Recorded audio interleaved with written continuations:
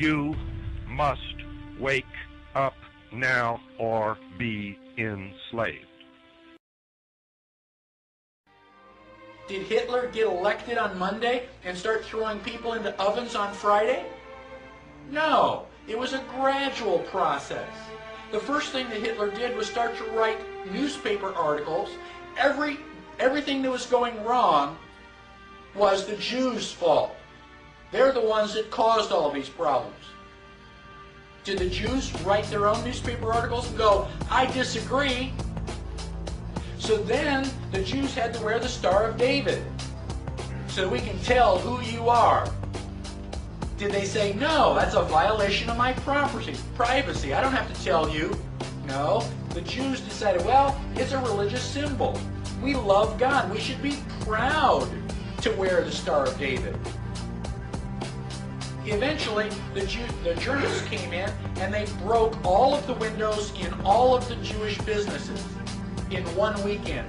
The Saturday night was known as Kristallnacht, which is German for Night of Glass.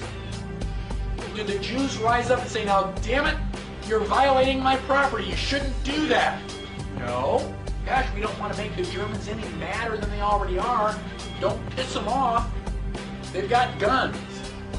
Eventually, the Germans are loading them up into cattle trailers on the trains. Where do you think you're going, on vacation? Where do you think they're going to take you? Well, now you're cold and naked and they're walking you into the ovens where you're going to go to mass execution. Is it time now to raise your hand and say, you know, I tend to disagree with all of this? Bang! You're dead. It's too late to complain. You should have complained at the beginning when you at least had a chance. How bad do things have to get before you do something? Do they have to take away all your property? Do they have to license every activity that you want to engage in? Do they have to be throwing you on cattle cars before you start to say, now wait a minute, I don't think this is a good idea? How long is it going to be before you finally resist and say, no, I will not comply? Period. Sooner or later, you got to draw a line and stand your ground, whether anybody else does or not. You are not our queens. You are not our kings. You are not our gods. We do not belong to you. We are not your slaves. We stand as free humans and stood from the beginning of time against the strong men, against the thugs, against the bullies. We will defeat your world government. We will defeat world taxation. We will defeat your control grid. You like being a puppet, sir? You like being a puppet for the New World Order? Oh, stop. Hey, you gonna talk about 60,000 people? You gonna talk about 60,000 people? We don't want to hear this nonsense. How do the American people know that 9/11 wasn't staged, wasn't engineered by you, David Rockefeller, the Trilateral Commission, the CFR, and Bilderberg Group, sir? How do you know it wasn't staged? Okay. It's a question. Answer my question. You're a CFR scum.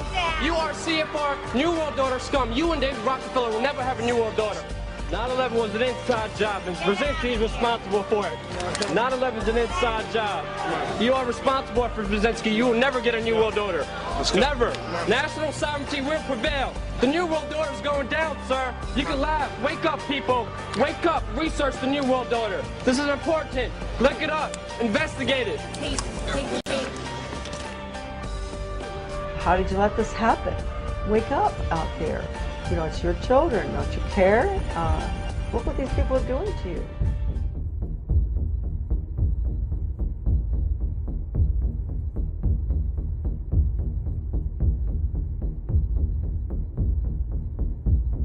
All I know is that first, you've got to get mad. New World Order wants a global system where one small central authority of individuals can then dictate a policy that's going to be distributed down to the rest of the world, everywhere, in the smallest little town in the middle of nowhere in some remote country. They believe that somebody must rule. After all, people are too darn dumb to know how to rule themselves. I'm not comfortable with that at all. Who elected these guys to run the planet? They figured that that's their role. Who do we owe the money to exactly? Do we ever think about that? Who do we owe the money to? I'll tell you who we owe the money to. The Rothschilds, the Oppenheimers, the filthy rich banksters that are running this system, that our corrupt prostitute politicians gave the power to these tyrants to do. I am Lucifer. Okay, define Lucifer for me. Pure, virtuous, wholesome, innocent individual that's out to help people. Lucifer is? Yeah. Say that again. Lucifer is a pure, holy... Virtuous. Virtuous. Now, is he the Lucifer that God created? That's the same one. The problem's created secretly. You then use the media, which isn't difficult, to wind up public opinion in relation to your manufactured problem, then openly in the public arena, in the parliaments of the world, in the newspapers and on the television, offer the solutions to the problems they have created. This is a fact. The banksters who are behind all of this stuff finance each side of the war. They do this every time. We're being manipulated. That kind of thing where we're just, harassing people unnecessarily. Just Dr. Eric Bianca, while receiving an award from the Texas Academy of Science, said the worldwide AIDS pandemic was, quote, no good, it's too slow, and went on to laud the virtues of Ebola because it would kill 90% of the world population quickly. In the end, everybody will be locked into a monitored control grid where every single action you perform is documented. And if you get out of line, they can just turn off your chip. For at that point in time, every single aspect of society will evolve around interactions with the chips. This is the picture that is painted for the future if you open your eyes to see it. A centralized one-world economy where everyone's moves and everyone's transactions are tracked and monitored, all rights removed. What they don't understand is that it's come out in court that all the major telecommunications companies have been secretly storing every piece of data received from our phones and our computers and handing them over to the National Security Agency. 90% of the top cable channels are owned by the same giants that own the TV networks and the cable systems. More channels are great, but when they're all owned by the same people, cable doesn't advance localism, editorial diversity, and competition. And those who believe the internet alone will save us from this fate should realize that the dominating internet news sources are controlled by the same media giants who control radio, TV, newspapers, and cable. I'm as mad as hell, and I'm not going to take this anymore!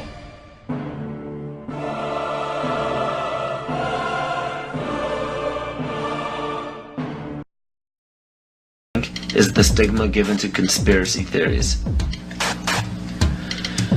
The phrase conspiracy theory gives a distinct impression to the average person. The JFK assassination, Area 51, Roswell, government cover-ups, strange disappearances. These subjects probably sound a bit too fantasy for the average person, and it's quite understandable. They're supposed to sound made up. Throughout the mistranslation of time and embellishment of these stories, facts were added or omitted. Some may be true and some may be false, but one thing is for sure. If a global secret needed to remain hidden yet began emerging among the public, the best cover-up is to embellish or alter the story until it sounds ludicrous. So what happens when the secret involves the government and the government has intimate ties to the mainstream media? And the mainstream media, as said before, has been proven to sway at least 80% of the public's opinion. The logic is undeniable. Media in every form is put in place to make people feel stupid for even keeping an open mind towards conspiracy theories. Movies, books, fairy tales, and folklore are all tools to make the average person feel insane for supporting or believing in a conspiracy. And why shouldn't they? Our leaders have no problems telling us not to investigate or believe in these theories. Let us never tolerate outrageous conspiracy theories. concerning the attacks of September the 11th. Malicious lies that attempt to shift the blame away from the terrorists themselves. The most basic of pagan practices is the control of human population to have a perfect balance between man and nature. The goal is to bring the population down to 500 million, which is over a 90% reduction in humanity. Now that we have abandoned everything we've been trained to think prior to this moment, we can start looking at the world for what it is, instead of what people tell us it is.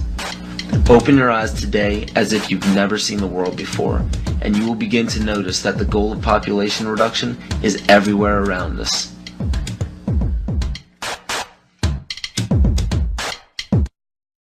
Let me assure you that absolutely nothing that I'm going to tell you is exaggerated, is interpolated, or is imagined. Everything I'm going to tell you is documented.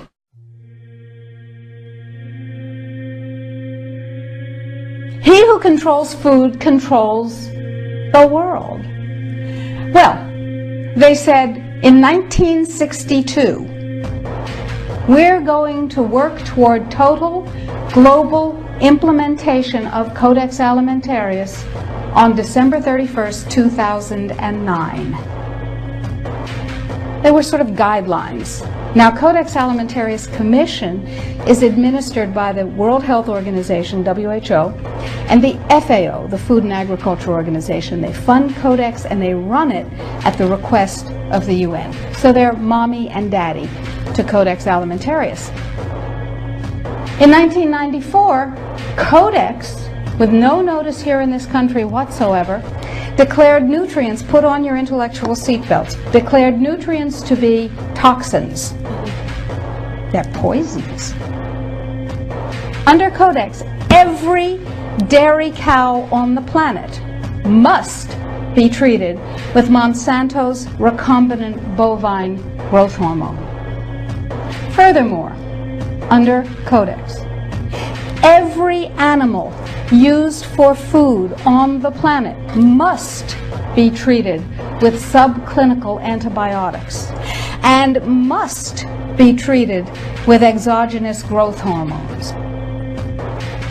If you do the numbers in the WHO FAO projections, the epidemiological projections, they estimate, not I, that just the vitamin and mineral guideline alone, when it goes into global implementation on December 31st, 2009, will result in a minimum of 3 billion, that's B, bad, big, billion deaths. 1 billion through simple starvation. Those folks who die are not particularly economically successful from the point of view of the corporations, but the next 2 billion, they will die from the preventable diseases of undernutrition. Who will live? Probably those people who are wealthy enough and powerful enough to have their own pushers of clean food and nutrients. So we need your help, because the United States leadership is what's going to literally save the population of the planet. The UN has put out dozens of public documents where they're calling for an 80% world population reduction. In fact, at the Beijing Women's Conference, the World Conference, back in 1997, the head of the UN Food Program said, "We will use food as a weapon against the people."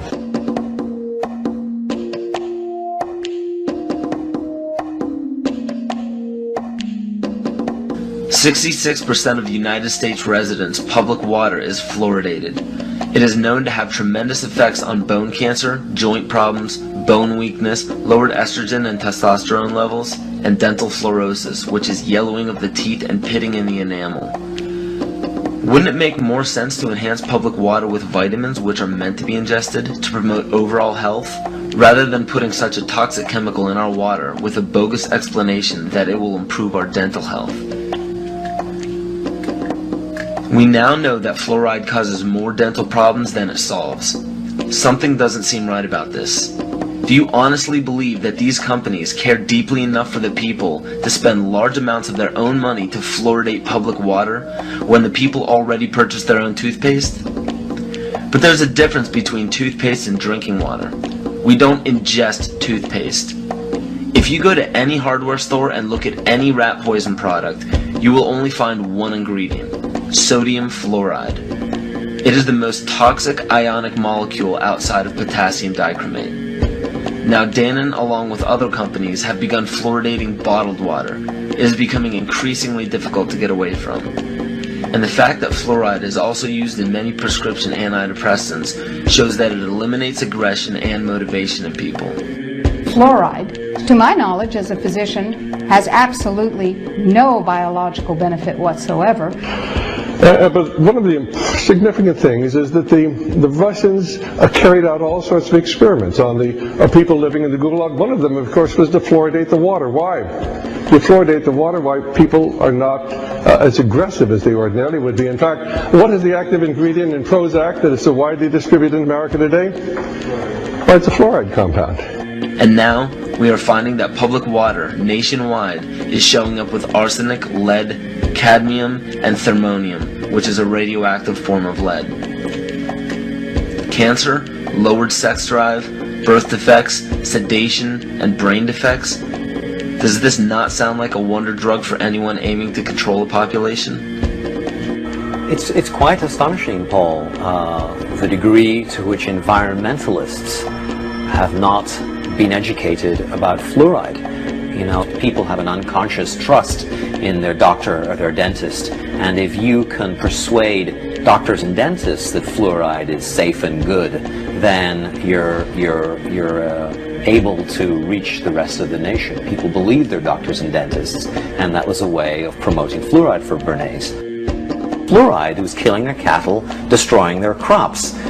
Fluoride given to rats had produced bone cancer and liver cancer, and that those results had been doctored to make it look as though fluoride hadn't caused as much cancer. The pattern that we saw, it typically is what we see with other neurotoxic agents that are well known to cause a hypoactivity or a memory problem or an IQ problem. When I first presented the results of these studies, one of the individuals sitting and listening to the results, he says, "Do you have any idea what you're saying?" And he says, "You're telling us that we're reducing the IQ of children." And basically I said, yes.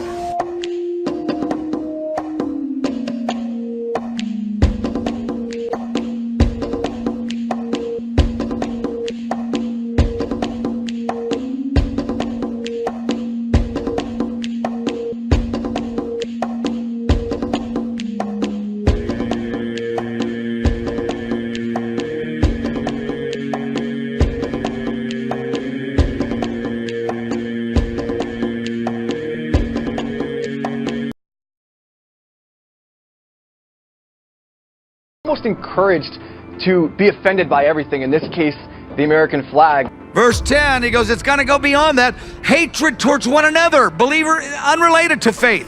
Hatred in the culture is going to be common at a level beyond what it is now. We can see it increasing.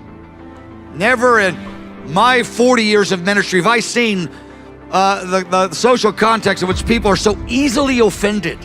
And so, so sensitive and preoccupied with their honor and how they're treated and all these things. Just powder kegs are just everywhere. Just a phrase will set off a riot in a university or a city or a college or a nation, because there's this incredible shift of the emotional climate in society. It's going to get far more intense. But critics fear this is becoming an anti-American trend among universities. And look, this isn't isolated. If this was one isolated incident, you could chalk it up to a few crazy college students. But we reported across the country at Leadership Institute's Campus Reform on all this craziness. In what world do people think it's okay for teachers to discuss transgenderism with a bunch of 5-year-olds? Maybe, just maybe, they ought to stick to teaching the kids how to read and write instead of deconstructing their God-given gender identity. And whatever happened to reading an old-fashioned nursery rhyme? You know, back when I was in school, Jack and Jill went up the hill, but today, when Jack came down, he was wearing Jill's dress and going by the name Jackie. Well, they are calling it the worst thing any contestant has ever done in 34 seasons of their reality show Survivor. Fans around the world are outraged over the tactics of contestant Jeff Varner during a tribal council when he outed fellow contestant Zeke Smith as transgender. Deception is dressed up in a happy countenance and positive messaging. The presentation of deception is very, very positive most times. I mean, there's a few exceptions. Deception is the most dangerous of all of the negative trends because we're unaware of it. It's right next to us, and it's positive, and it's happy, and it's affirming, and yes, it feels good. Boom, we gotcha. That's what the enemy would say. Jesus said this is number one. Thanks for having me. This is one of the most profound changes, I think, in the history of the West, the redefinition of sex from a biological reality to a social construct, and it's had a lot of implications. But starting at the end of the month, some women's, men's, and even gender-neutral restrooms at UW-Madison will have free tampons. And the students I talked to tonight didn't even flinch when I asked them about putting these in men's restrooms. Is the idea that sex is purely a social construct and not a biological reality, is that rooted in science? No, this is what was really stunning to me, was to see how, we have science thrown in our faces all day long. And, your sex is literally established from the moment of conception. That is a very basic biological medical reality. And if you read, say, medical textbooks, they're going to talk about your sex in very plain scientific terms. And society is going in a completely different direction. There's a passage that's been on my heart the last couple of months. It's 2 Timothy 3, in talking about this world that we live in right now. But it's an interesting passage because he starts off, Paul tells Timothy, understand this. But it'll start, know this. Paul said this is need to know information. This isn't just kind of like casual information. And then he says this in verse 2, for people will be lovers of self. It's not for nothing that Webster's officially added the word selfie to the dictionary this year. Why? Perhaps because narcissism has become completely intertwined with the fabric of our society. Oxford estimates use of the word in the past year has increased 17,000%. The crazy thing about this list is many of these things we read, and nowadays we just kind of shrug our shoulders at it. The current version of the DSM defines narcissism as intense self-absorption and a grandiose sense of self. Sounds familiar. Because the emotional dynamics of billions of people is going to shift to an increase of evil and selfishness. So he's talking about the emotional dynamics of the planet. I grew up in something often called Generation Me, but when I look at the current world, I can't remember why that fit us. This is Generation Me, or maybe Generation Look at Me. And it's become so normal to us. I mean, I was reading this thing about the sociologists are saying that our culture, this generation, is by far, by a long shot, the most narcissistic culture to ever exist. It seems that has become part of the zeitgeist. The idea that everyone deserves a camera crew or a microphone to broadcast everything about them. Everyone thinking, I have the opinion that's going to change. We think that's normal. We have Twitter, Facebook, MySpace, Foursquare, and myriad blogging tools that are built to allow us to tell the world everything we're thinking, as if every thought we have should be shared. You understand, back then they'd be like, you gotta be kidding me. Everyone is gonna think that their voice should be heard, and everyone is gonna build this shrine to themselves so that everyone else can see and make themselves look as good as possible. It's normal. That's what Paul is describing here. What do you want to believe? What's your pleasure? What would you like? I'll find you a teacher to give you that.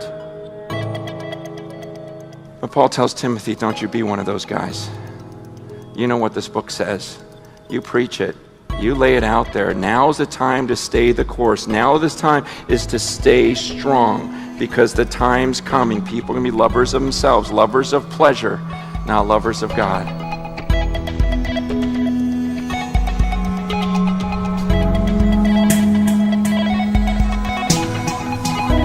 How about this? How about this?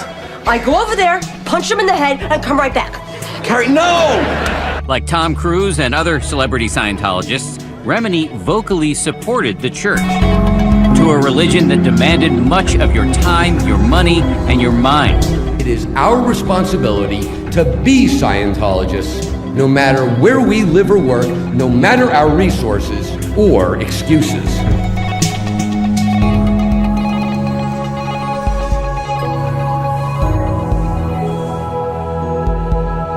Well, what you would be told is that you're working to be your better self in all areas of your life.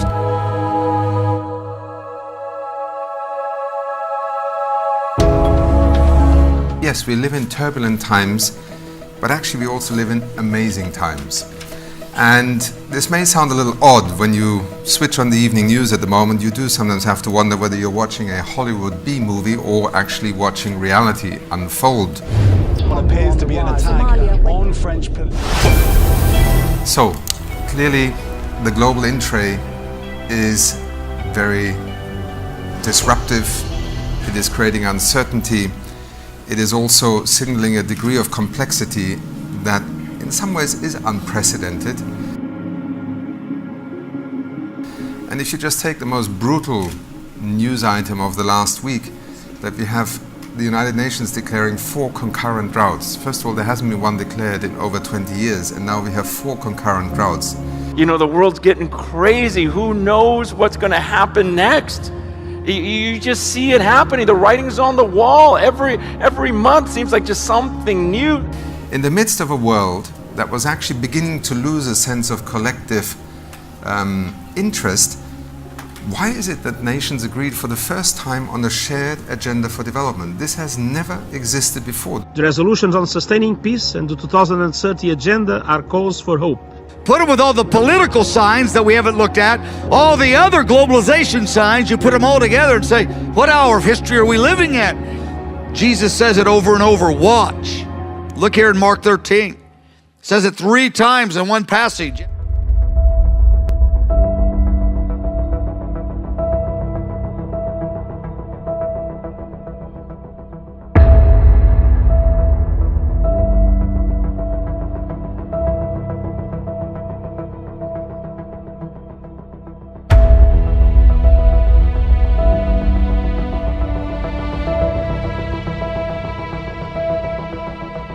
Daniel 11:33, the people of understanding, or the wise, use whichever term you want, they're called by this angel the people who understand what's going on. Meaning right now today, many in the nations, as things are heating up, they're pretty confused what's going on.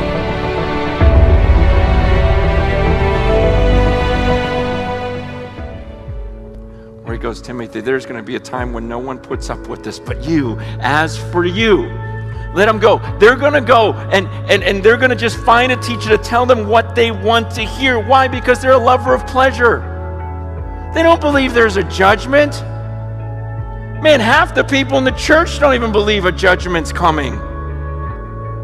Which I just go, man, did you ever read this? Like you go, well, I don't believe a loving God could judge. I go, get to page 2. You're just quoting Old Testament. Yeah, because he mellows out in Revelation. What they're unwilling to do is preach truth. See, it used to be that there was a lot of preaching of the gospel, and yet it seemed like, why don't you care for the poor? Why don't you care for the needs of the earth? And it wasn't a popular thing, but now it's very popular to go care for the needs of the world. You're never going to get attacked for drilling wells overseas, but you'll get attacked for preaching the morality in this book. You'll get attacked by saying there's only one way to heaven, it's through Jesus Christ. And you'll get attacked for saying that there's a narrow road and few will find it, and yet there's a wide, easy road that leads to destruction. And so a lot of times we'll run to the things that are popular. But where are we?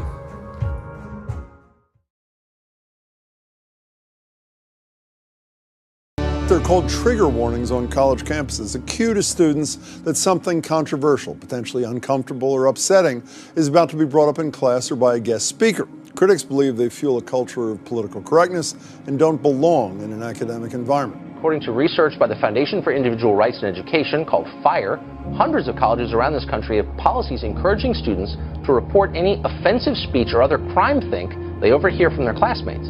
The trend has really changed just in the last 2 or 3 years. That's what a lot of people don't seem to understand.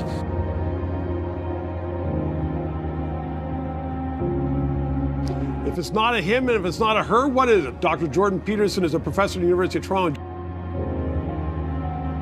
And we have to be unbelievably careful about infringing upon that, because we're infringing upon the process by which we keep chaos and order balanced. What isn't a microaggression now, especially on today's campuses? Everything's a microaggression. This makes me want to vomit. I mean, like, liberals don't think we should be allowed to say anything because everything can be a microaggression.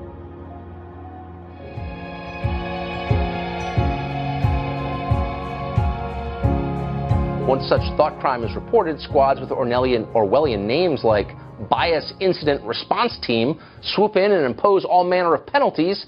These range from sensitivity training to suspension. I think that we're seeing this played out. We're seeing this played out in society, and I think it's absolutely horrifying. So on October 18th, the university mentioned to me in another warning letter that if personal pronouns are being used, the refusal to use the personal pronoun that is an expression of the person's gender identity can constitute discrimination. So now you see what's happened is that I haven't refused to use someone's gender-neutral pronouns. I said that I would refuse, but the university's legal department decided that all that was sufficient for them to distance themselves from me and to engage in disciplinary activity. Texas could be giving up future Super Bowls. That's if lawmakers agree to a controversial bill. It requires men to use the men's room and women to use the women's room. Whoa, radical stuff, huh? And huge music stars canceling shows in North Carolina last year. Isn't it also the role of a society to make those people feel included and to have inclusiveness? No, it's not the role of society to make people feel included. That's not the role of society. The role of society is to maintain a modicum of peace between people. It's not the role of society to make people feel comfortable. In a papal first, Pope Francis sends a video message to tens of thousands of fans during Sunday's Super Bowl. Pope Francis calling out hypocritical Catholics, saying it would be better to be an atheist. Not kidding. According to reports, the Pope making those comments during a private mass. The transcript on Radio Vatican.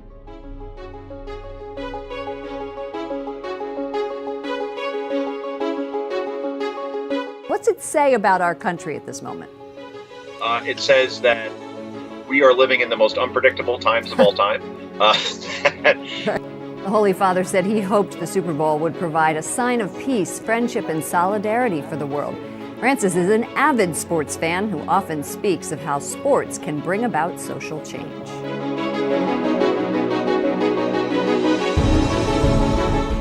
Let's move from the politics to the science, because this policy has implications that go far beyond bathrooms and locker rooms. The core question is what constitutes male and female. I would say a legal doctrine is something like a virus, and it has a life. That's not what we think. If you let it go into a living system, it propagates and it has effects, and the effects are a consequence of the philosophy that's embedded inside the law. And the implication of these guidelines that Obama put in place is that a man is someone who says he's a man, and a woman is someone who says she's a woman. You get to decide your gender. There's no biological anchor to sex anymore. And so then I had to think about, well, why do we in fact use pronouns? And we use them in part for the same reason that we use other categories, and that's to simplify the world for functional purposes, roughly speaking. But then I was thinking, well, is the use of he and she a mark of respect? And the answer to that is, well, no, it's not a mark of respect. It can't be a mark of respect. What you call 4 billion people can't be a mark of respect, right? It's a mark of basic categorization. Let me take you back 3 sentences. When you said gender identity is determined by the person who possesses it. That's almost exactly what you said. Correct. And I'm saying there are massive implications of this that everyone is either too dumb or too embarrassed to explore, but let's do so now.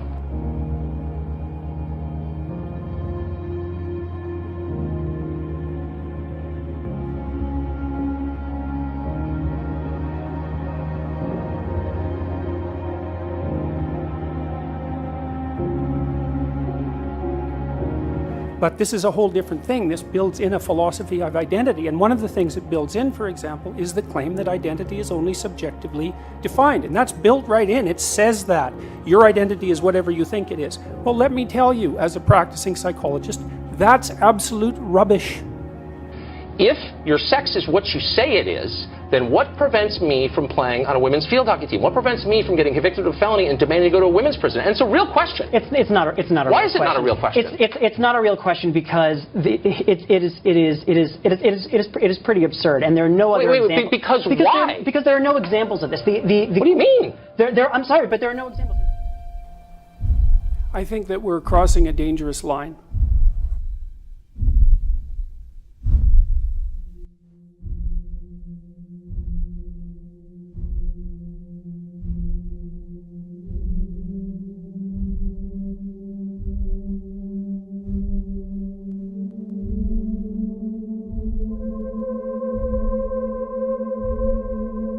Like if I turned to you, Tom, and said, I think you look really great tonight, that's a microaggression because there might be someone at this table who doesn't feel like they look great tonight. Or if you do something really cool and I say, congrats, I'm going to drink to that. That could be a microaggression because it's not being sensitive to someone at the table who could have a drinking problem. Yes. These college kids are such wussies.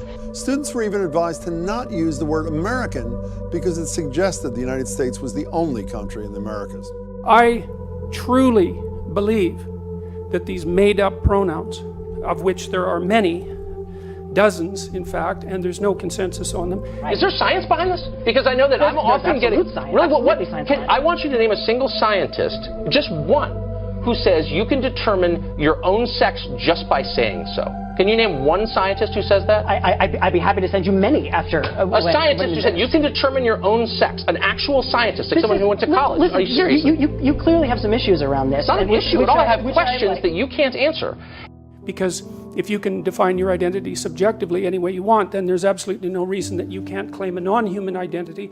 And you may not know, but in the LGBT Rainbow Coalition, there is Q+, and the Q+ people include the otherkins who claim a non-human identity, and they're arguing in that Rainbow Coalition that they have the same right to their pronouns that everyone else does.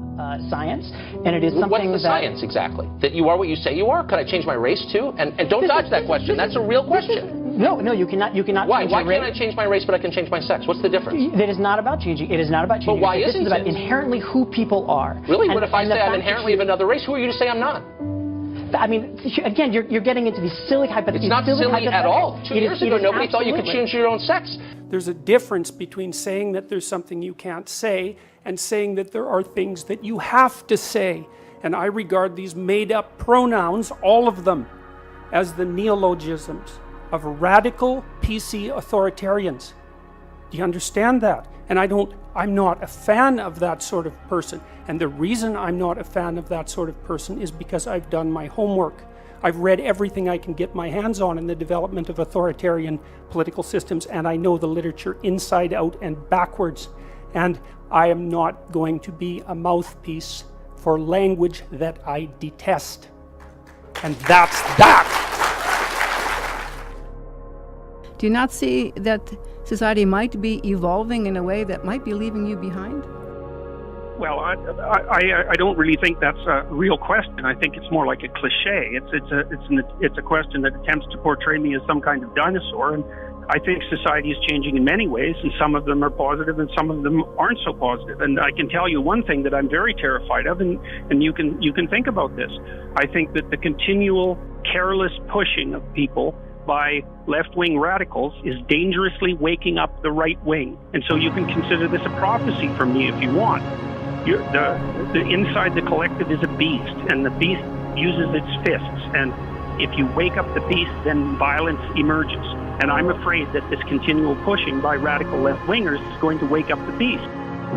Look, you want to go into this in this right-wing pseudoscience. It's not right-wing at all. It is. It absolutely It's pseudoscience, right? You name. I will give you $1,000 if you can find any scientist, like an actual biologist at an accredited American college, willing to come on this show and say, here's the science, here's the state of play of biology 2017, name your sex, and that's what it is. You can't. And if we want to divide our society into armed camps of enmity, all we have to do is keep doing what we're doing. And I would recommend that we don't do this. I've studied authoritarianism for a very long time. I know what happens when things get out of control, and it can happen extraordinarily rapidly. Taking you to the final frontier this morning. Well, stunning space discovery revealed by NASA today. We are one step closer to answering the age-old question. The questions are we alone? Is there life on other planets? It's big. This is NASA has hit the jackpot this time. The discovery gives us a hint that finding a second Earth is not just a matter of if, but when. What do you think is the broader impact? I mean, we live in this world where everyone, in a way, is treated very fragilely. Like, there's bubble wrap around them. Yeah. What happens when people are suppressing things, not to say they're right things, but suppressing some free thought? It's hard to believe this is real. Bias response teams? Not only is it real, it's really horrifyingly widespread. Is freedom of speech is not just another principle. It's the mechanism by which we keep our psyches and our societies organized, and we have to be unbelievably careful about infringing upon that, because we're infringing upon the process by which we keep chaos and order balanced, you know. And if chaos and order go out of balance, then all hell breaks loose, and the situation is not good.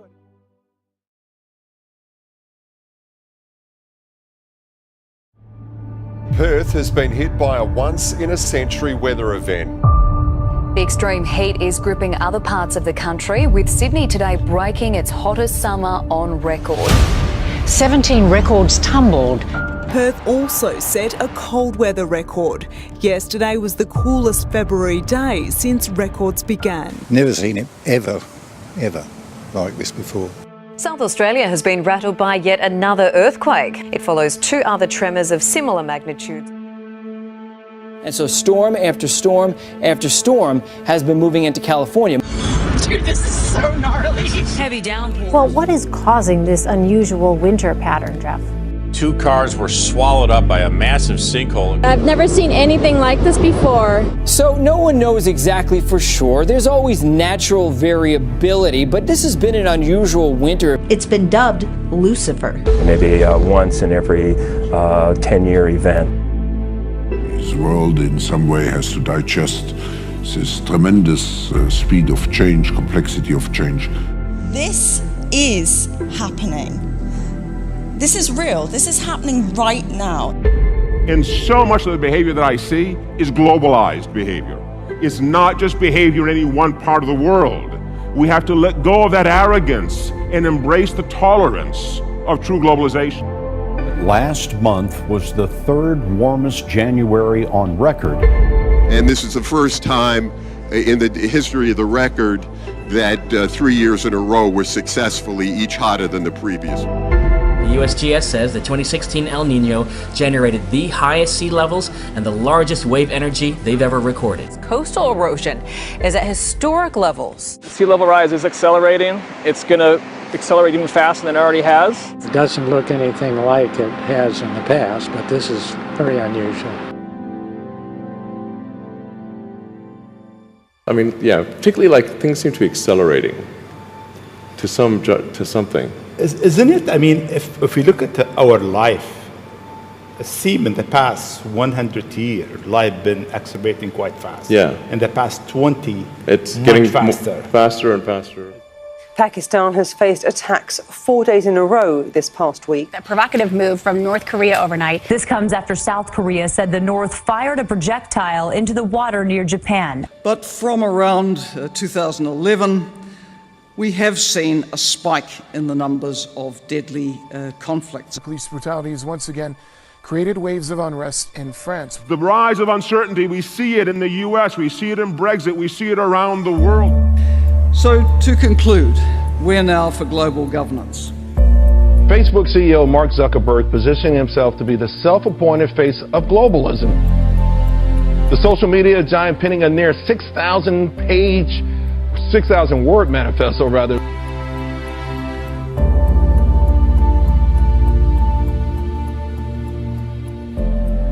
Mark Zuckerberg is taking it upon himself to more or less say, hey, listen, we need a one world, sort of a one world situation. It's no longer the case where a country can secure their things and leave other countries vulnerable, because we're all using the same stuff. We're all using the same cell phones, the same computers, same operating systems, the same internet.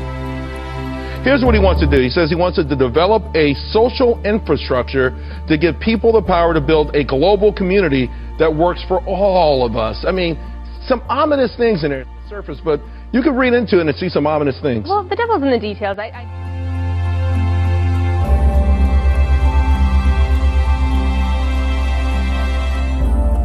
But technology is ubiquitous, and the pace of change is so rapid. Myself having been trained as a computer scientist in the 90s, everybody knew AI didn't work. It's not like, people tried it, they tried neural nets, none of them worked out. And fast forward a few years, and now Brain probably touches every single one of our main projects, ranging, from search to photos to ads to everything we do.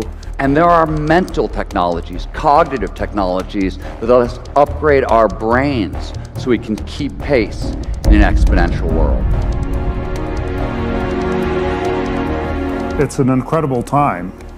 The really important point is it's not stopping.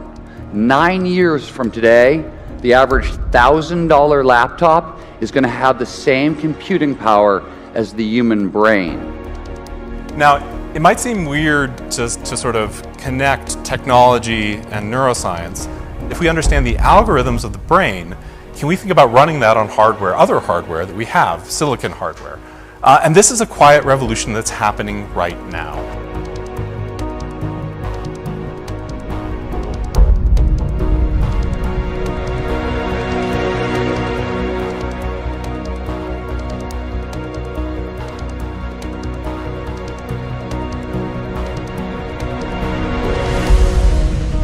Because sometimes what happens is a scientist can get so engrossed in their work, they don't necessarily realize the ramifications of what they're doing.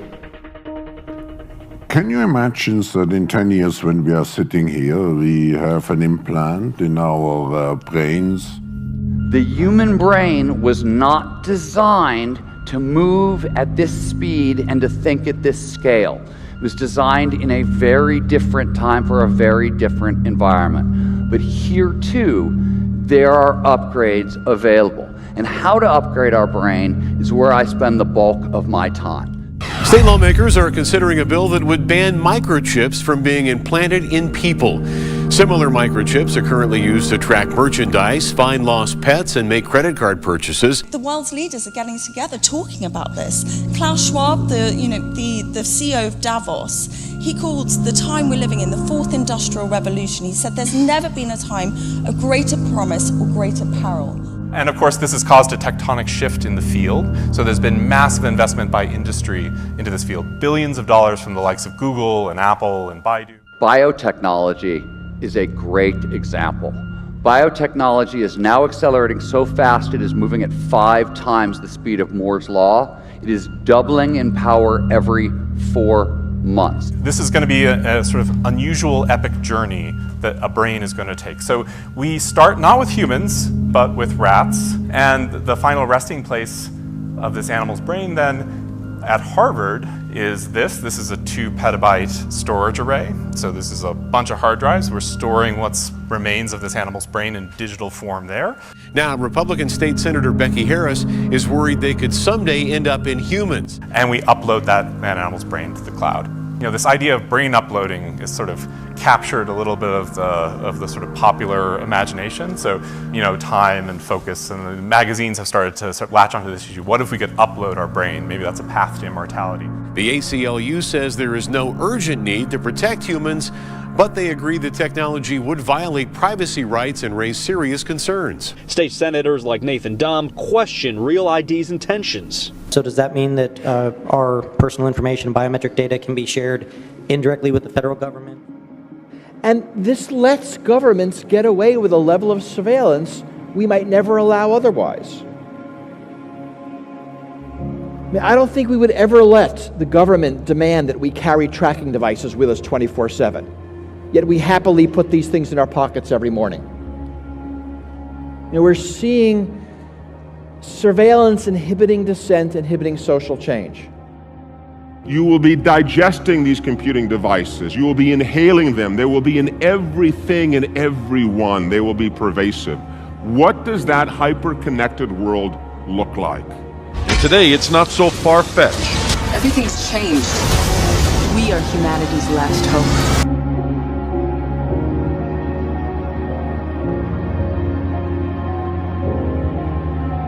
Community that works for all of us. This goes beyond business. He's saying a world where, you know, there's it sounds like a borderless world. We do trust the technology companies more than governments. We are giving them everything. We're giving them all our data, all our information. I mean, do we want to live in a world where we can be prejudged, where we walk into a store, we're recognized by facial recognition? And in exchange for what? In exchange for convenience. And Gen Z is the first truly global generation. Millennials were the beta test for globalization. Another of the show's big stars, Laverne Cox, who's not only embarking on a new role, she may be making television history in the process. I'm a woman, but I used to be a man. That's right. I remember you told me. The way young people self-identify is changing. A transgender model graces the cover of Vogue Paris for the first time. Almost as fast as the words they use. Demi-boy, demi-girl, gender fluid.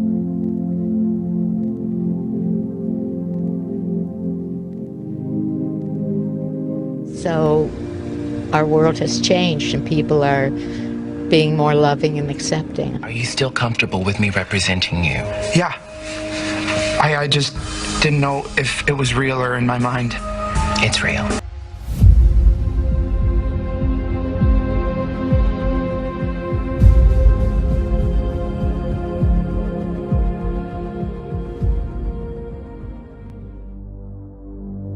We are in an unprecedented period of change. It is a critical time for humanity. AI, robotics, networks, sensors, nanotechnology, etc., are the most potent technologies the world has ever seen.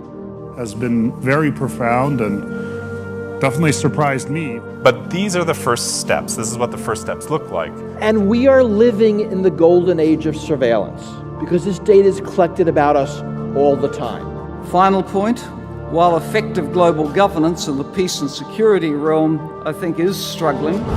3 more galactic events sure to have eyes on the skies again. Well, dozens of dead owls have been reported along Interstate 84. It sort of almost looks like they fell from the sky. A mysterious explosion sound heard. I mean, it was boom, and there was like a little bit of a rumble after that. It was so bad it blew a clock off my wall. This may be something we may never get an answer to. All of which is science fact, not fiction. In our physical world, with all of its richness and complexity, it's tempting to think of human intelligence as a layer built on top of more primitive cognitive structures, and that we might be able to build something akin to that layer and bypass the messy embodiment that characterizes organic life. A 2010 study by researchers at Stanford University discovered radically more complexity within individual brain synapses than had previously been suspected. In fact, they estimated that a single healthy adult human brain has more switches than all the computers and all the routers and all the internet connections on Earth combined. Just let that sink in for a second. All he says is the old order of things, that the gravitational forces, the laws of entropy, and all of these things that are the natural forces of our world are no longer the governing rules. That's why when people worship the laws of nature and they talk about Mother Nature, that pure drive to understand and grasp how the universe works. And the deeper you want to go to probe the microscopic realm, the bigger the machine that you need. And of course, I think as many of you are familiar, the state of the art of this is right here. Large Hadron Collider, Geneva, Switzerland. This is sort of the modern day pyramids, right? This is the most complex piece of machinery that our species has ever created. It's a 27-kilometer long tunnel where particles are accelerated to near the speed of light and then they smash into each other. It's here, yeah, but it's temporary. It's not forever. There's a new heaven, a new earth with a new reality that has a nature that is beyond anything that we can know or understand. It's that reality that Jesus left to come into this earth and submit himself to the incredible limitations of the world in which we live in.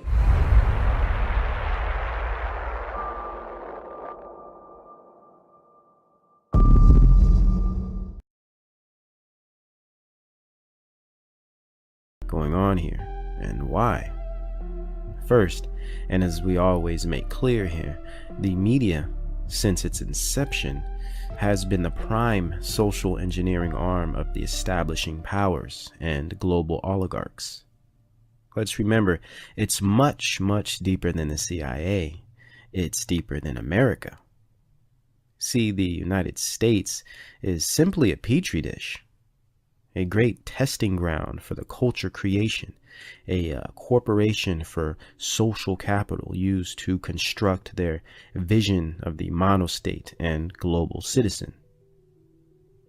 Controlled and managed by a multipolar affiliation of global oligarchs that predict, persuade, and conduct entire populations via media entertainment, food and drug industries, and the education system. With the help of polarizing man-made religions, identity politics, and socialist propaganda, as well as nationalist propaganda, the world is worked over like a mound of clay, folded and shaped into a pagan's paradise and communist dream of delightful captivity and empty-headed, pleasure-driven comfort and servitude. In other words, the devil's playground.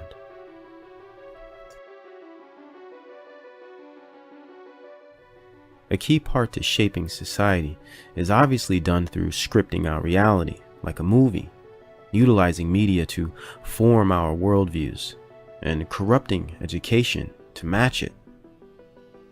Another key factor in this, one we will touch on momentarily, is their required need to reform our language to fit in with their social script and reality matrix. This is done through what we know as newspeak. But before we go into all of that, let's touch on some recent media programming that has to do with morality and worldview corruption. And yes, as always, identity politics. The religion of the me generation and society narcissist. So we are all familiar with the repetitive propaganda movements of sexism, racism, homophobia, and the like. But a new ism beginning to take center stage is this silly concept of ageism. Another dialectic and argument to occupy your time and mind. Another reason for you to bicker about the touted communist campaign gimmick, equality. The current establishment ploy design set to mold us all into the perfect little zealous and compliant global citizen.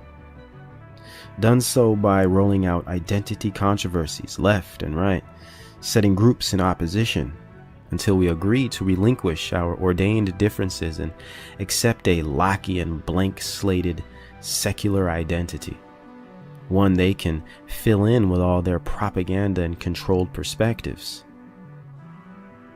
So we become acquiescent floating bags of atoms, with no direction or purpose, no soul, and defined by Nietzschean nothingness and entrapped by the existentialist bubble their scientists and philosophers have designed for us. A people in need of control, captive geographically by socialization, captive psychologically by state indoctrinated worldviews, and captive spiritually by the regime of secularism and the cultural destruction of righteousness, faith in Christ, and the Holy Scriptures. We are witnessing this movement taking its course in real time, right now. The fight for equality movement is a clear indication of this formation. A Fabian gradual tactic of social takeover, subtle, slow-moving, and disguised by the appearance of justice, evolution, progression, and for the good of mankind. I know they like to say that a lot. Fighting for equality appears virtuous, and that is part of the illusion. It's part of the manipulation. Persuasive language is used to manipulate or minimize and narrow the range of our thoughts. This is also known as newspeak. We now see ageism joining the program, but there's a darker element to this ageism idea we can discover by asking, what will ageism lead to? What can we see from this young should be equal? There goes that equality NLP word usage again. But what can we gather from their young should be equal to old argument?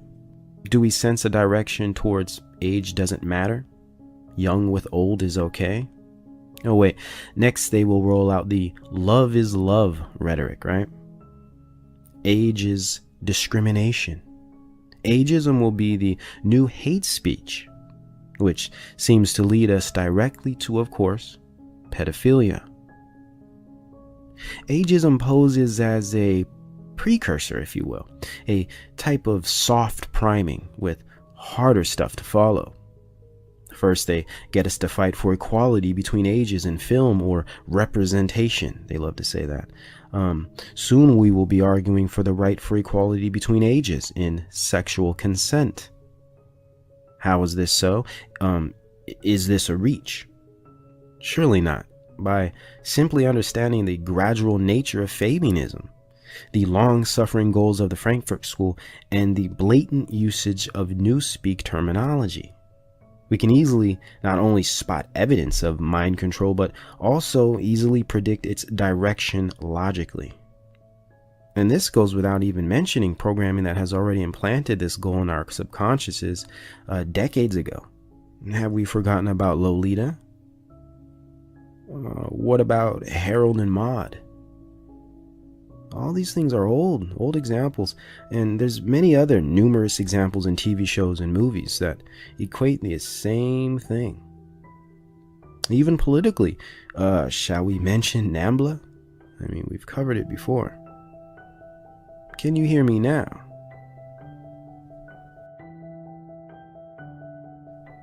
When we utilize logic, reason, rhetoric, and understanding of fallacies, all of their programming exposes itself.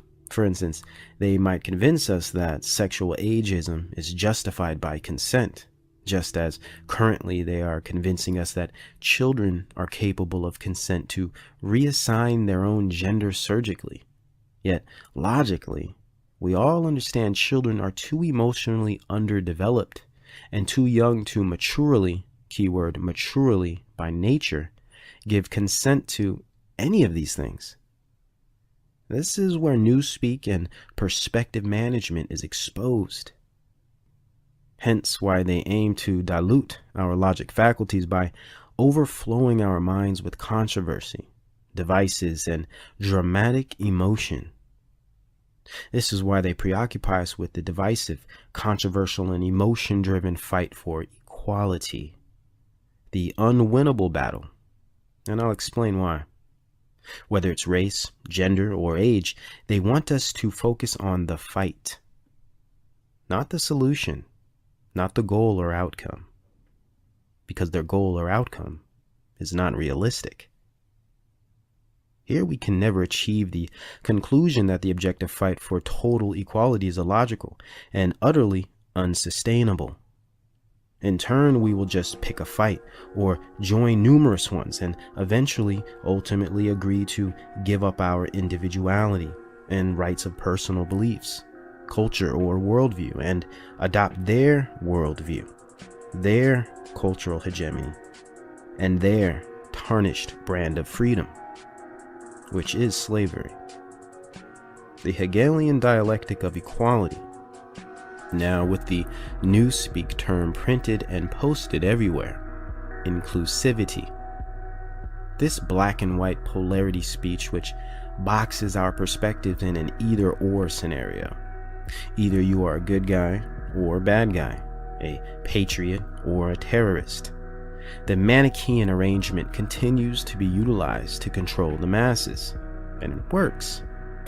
That's why tyrants and dictators never change their methods. This coincides with groupthink and wrongthink. Inclusivity, little sister to equality, is a newspeak term that represents groupthink, the mode of thought that is preferred by the establishment. If you are not one that adopts this thinking of universal inclusivity, you are a subject of wrongthink, an ostracized social heretic and now enemy of the people, and detriment to the mental and social health of society. Similar to how questioning the status quo has now become fake news, or questioning the honesty of media or the government has become fake news or some type of terrorism, similar to a thought crime. Do you see how this works? This is mass thought management 101. Gearing the masses to accept a homogeneous global or state citizenship by engineering culture with propaganda and identity politics to willingly remove or attack outliers of individual or fundamental thinking by shunning, assaulting, or persecuting those that exhibit it. This process of social engineering is precisely why we are witnessing the grand equality and inclusivity campaign being pushed currently in the media. Not to bring rights or resolution to gays, blacks, women, the overweight, the old, or the Muslim, but to ultimately weaponize these categories, divide us between them to fight their proxy civil wars, and deconstruct society as a whole, and then re-educate our worldviews to prepare us to accept their alternative order and new age.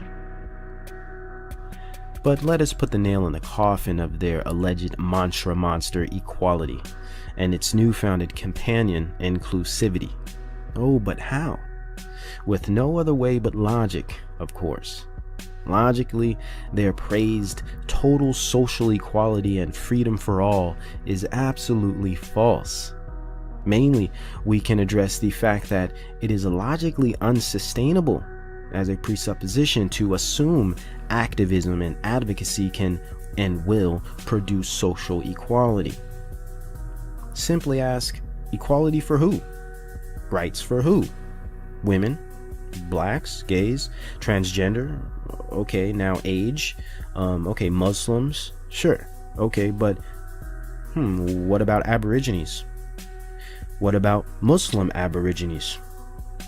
They aren't equally represented. What about transgender Muslim Aborigine women? What about their rights? Why aren't we in the streets and on Twitter about this? What about blind rights? The deaf? Why aren't we discussing claustrophobic rights? Filipinos and Pacific Islanders are underrepresented in the university and academic setting. Why aren't we discussing that? Indian lives matter, right? Etc., etc., etc. How far can we go with this argument of equality? When do we stop? And if we did at some point, would not that be discrimination? No one is free until we all are free. there's always going to be an underrepresented group. Discrimination will always exist to some extent. This is logic. Total social equality is illogical. How sustainable are these positions? They aren't. Logic proves it so, and also proves it is nothing more than rhetoric and directionless propaganda. You want to talk about women's rights? Let's talk about Chinese women's rights, Nigerian women's rights, because they do differ from those of Western women. We can't just lump them into one group. This renders the amount of cases to fight endless. In short, equality at a rational level is worth achieving and worth fighting for. But the fight for total social equality is unsustainable, illogical, yet a key weapon in the culture war of the global oligarchies. Another way to see the rhetorical deception is how they disregard priority in terms of which equality to fight for. Like how they promote the discrimination of a very significant and integral group like women, yet on the same level as a extremely insignificant and useless humanity group that's less than 1% of the population, transgendered. Here we confer that no, results and priority-based solutions are not part of the goal here at all. Yet they are arguments being fomented to the masses with goals of fighting for the simple sake of fighting. And let us not forget that they promote one group that would essentially cancel out the other. Is it not a fact that homosexuality and transgenderism as influential movements directly undermine the function and purpose of the God-ordained heterosexual woman? In turn, directly destroying natural reproduction, the family, and healthy masculinity, or the heterosexual man. Here we find sex and identity being weaponized to cancel out man, woman, and child. And we are being engineered to fight for its success via MSM and entertainment. A lot of horse riding, archery, but like I'd always try. Marilyn, Marilyn, be right here. One question, please. One question? Please. I mean, I'm the prettiest one. So this sort of thing is the kind of thing I think that we should have been paying a lot more attention to in years earlier. Genetics, what can it be? And it also allows people in colleges, professors in colleges, to do things like, I don't know, redefine, the biological reality of gender and pretend it doesn't exist.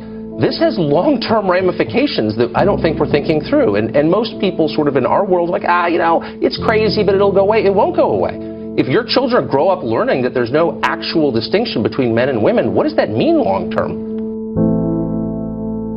The hips on the drag. A drag diva duo known as the Shear Sisters will be reading to the kids on June 19th as part of the library celebrating LGBT Pride Month. Library story time for little kids, not exactly where you'd expect to find controversy, but a plan to have drag queens tell stories at a Cherry Hill library has people talking. This one is called Worm Loves Worm. Talking, singing, and reading. We can both be grooms. To an audience of preschoolers, toddlers, and their caregivers. Well, story time at the Millennium Library today was led by drag queens. These words make her little sister very sad, and she starts to cry. That is so not nice. So when the head of a prestigious North London school announced this week that he's consulting pupils and parents about a gender-neutral uniform, allowing all pupils to choose trousers or skirts, it sounded like progress to me. In fact, it's a national thing. Who wants to be a drag queen when they grow up?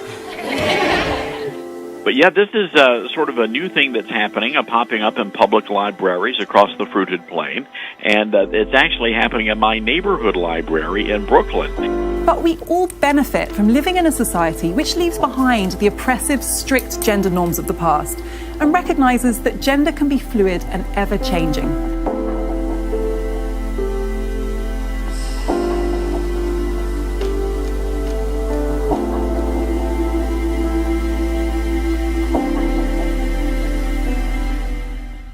of your argument is that we should all be a bit relaxed about gender and accept that now in this day and age, your identified gender does not necessarily match your physical characteristics. Because again, this is all for the sake of inclusivity and diversity. Sure, doing this. And so I asked. I said, "Well, what about ministers? Would you allow a minister to come in and read a Bible story for Storybook Hour?" And they said no, they would not do that. Man, sometimes it just seems things are a little out of balance on these, doesn't it? Macho men under attack at college campuses across the country, now encouraging men to be less manly with courses to fight toxic masculinity.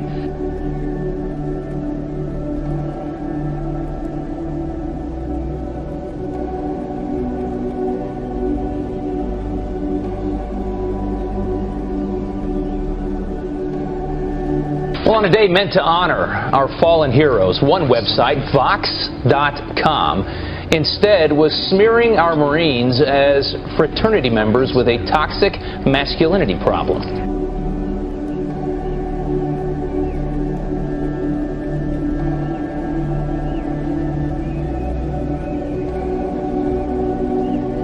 As my friend Matt Walsh wrote on Twitter, call me crazy, but I'm pretty sure the Marine Corps is supposed to be both masculine and toxic. But these are the kind of people who want our Marines to prance around into battle wearing high heels and camo rompers.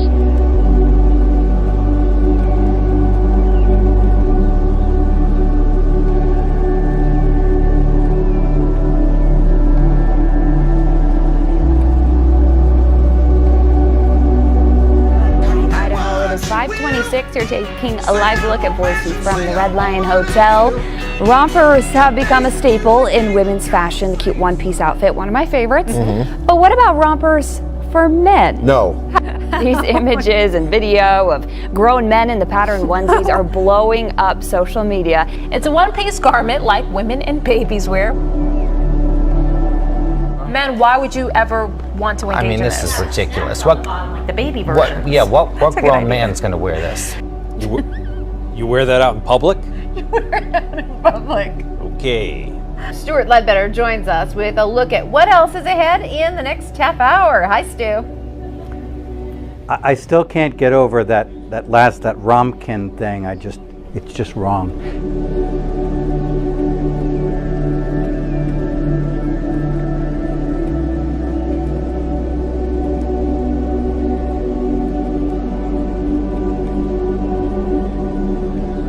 And I've got a friend with a daughter at an American university, a daughter who's rooming with another woman who has a... And that is completely understood, that is fine. And he, as a father, finds that a bit strange, but this is where we are. This story has gone viral. Vinny, 23 years of age, has already spent tens of thousands of dollars.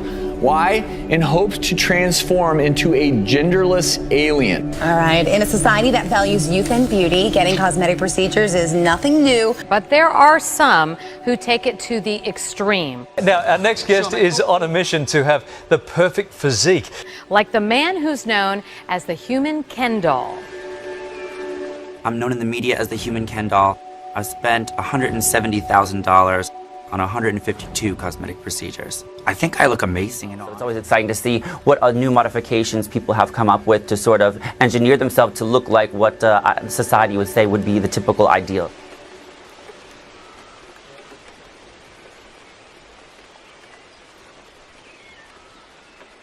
You look very different, so we have to ask why you've done it.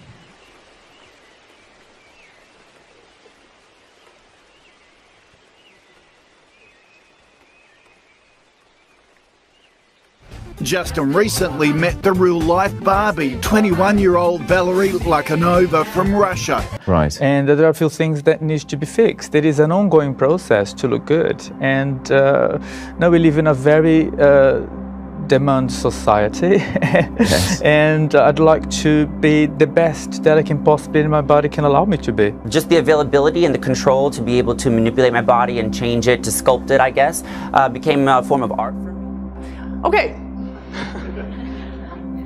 So we have a lot of fun kind of working through our binary categories. So welcome to my world, where nothing makes sense anymore. So this is the subject now. There are 650,000 transgender people in this country. That accounts for 1% of the population. Of that 1%, the minutest amount of number are children. And to change our schools, to change the landscape of this country for a handful of people when there is no proof that we need to do that, I find astonishing. And people are using this as an identifier. As much as you might call yourself a man or a woman, kids are saying, I'm agender. Let kids develop, let them, leave them to their own devices and let them be what they need to be. I think this is terrifying. I think it's dangerous because we could be pushing kids into a gender corridor where they're told it doesn't matter whether you're a man or woman, it doesn't matter what Before I bring the rest of you in. The other thing that's kind of fun about this field is it is the most deconstructionist thing I've ever run into.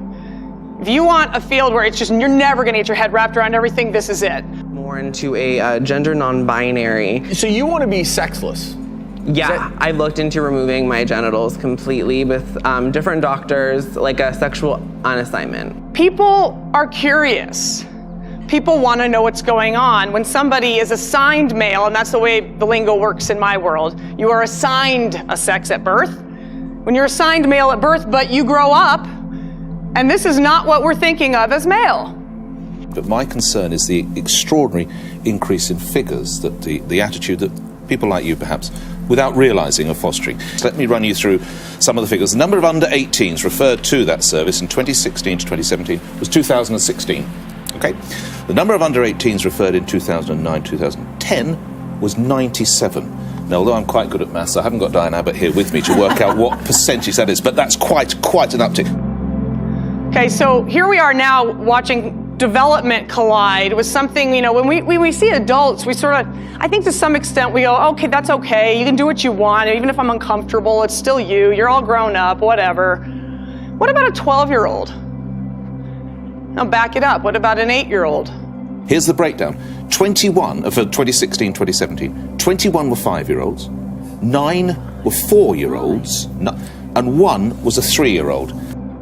I'm going to keep backing it up. I have children as young as 3 that come into my office with their families, where the family question is, Junior here is saying that they are a gender that I don't think of them as. What should I do?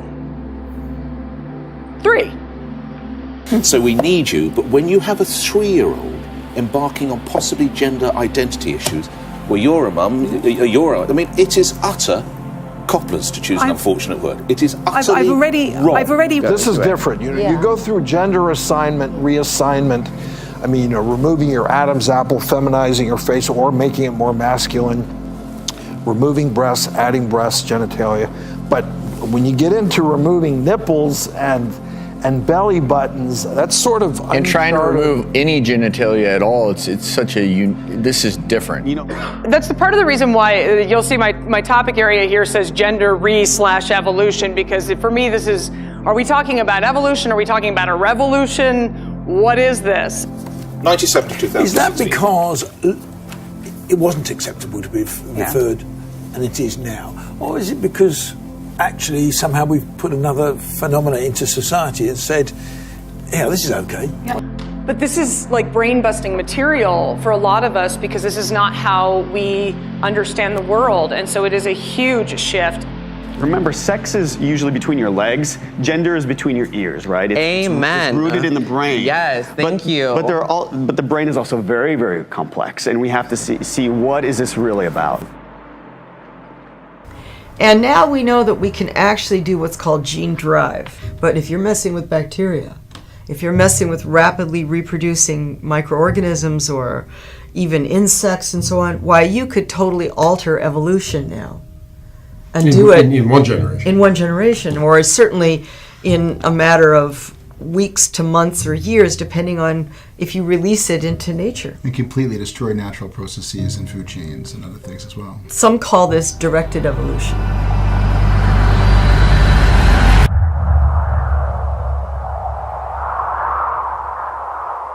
Designer babies. Do you want a boy? You want a girl? Now you can order up. We found more Colorado parents are making that controversial choice. And more doctors are offering it, using technology to guarantee you get the gender you want. Researchers have succeeded in creating 5 new synthetic yeast chromosomes, the fundamental building blocks of all living organisms.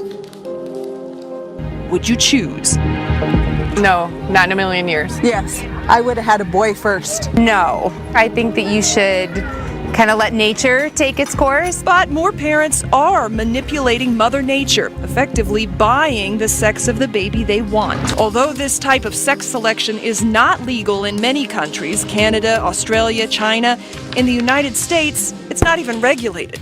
Does this allow you to buy a daughter? Yes, I think the answer to that is yes. But in California, Dr. Steinberg says he already offers eye color choice investigationally.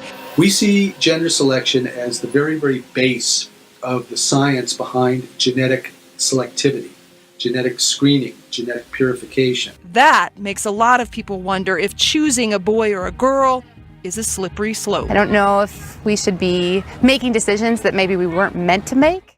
What do you think about MTV giving awards to people kind of eliminating the gender? Like, I don't, the gender? They're eliminating the best woman, best female, best male. Like, what are your thoughts about that? I don't think MTV's opinion matters for sorry. It's just not, it's not really a cultural music thing it used to be. Kind of died with the real world.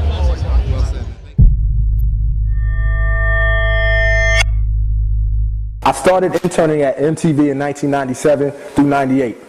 And this was in I think about 1998 actually is when I had my major first experience. As a television producer who was Dave Chappelle's stand-in, which means I did his rehearsals season 1 and 2 of Chappelle's show. I saw what happened to Dave. Dave used to give me advice all the time. And one of the key things he told me was, no matter how much money they offer you, and he said they, as he pointed in my chest, he said, never forget who you are or where you come from. So for me and the fellas around me, it was all fun, but we did not know that we were a part of a system. And my vice president would always tell me, he would always pull me out from the bunch and say, D. Brad, look at the big picture.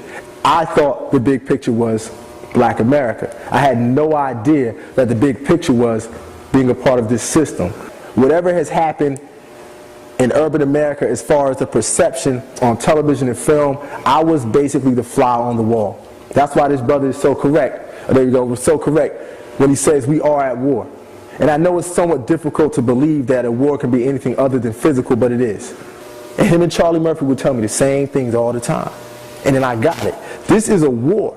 But once you reach a certain level within that weapon of mass destruction, you have to give something up. I reached a certain level in that station. So it reached a certain point where now it's time for them to introduce me to the inner workings of this monster that's created. And so I literally lived with the devil taking me to the mountain and saying, you can either go to the left, you can have all of this. And I was there. Because you say the cover of Forbes, how to cheat death, and you think we're going to live interesting. Technique is called gene editing. We got time. We got National Geographic. Think this through. I mean, this is going to completely alter the world that we live in. They're just kind of playing around, but this stuff has consequences long term for sure.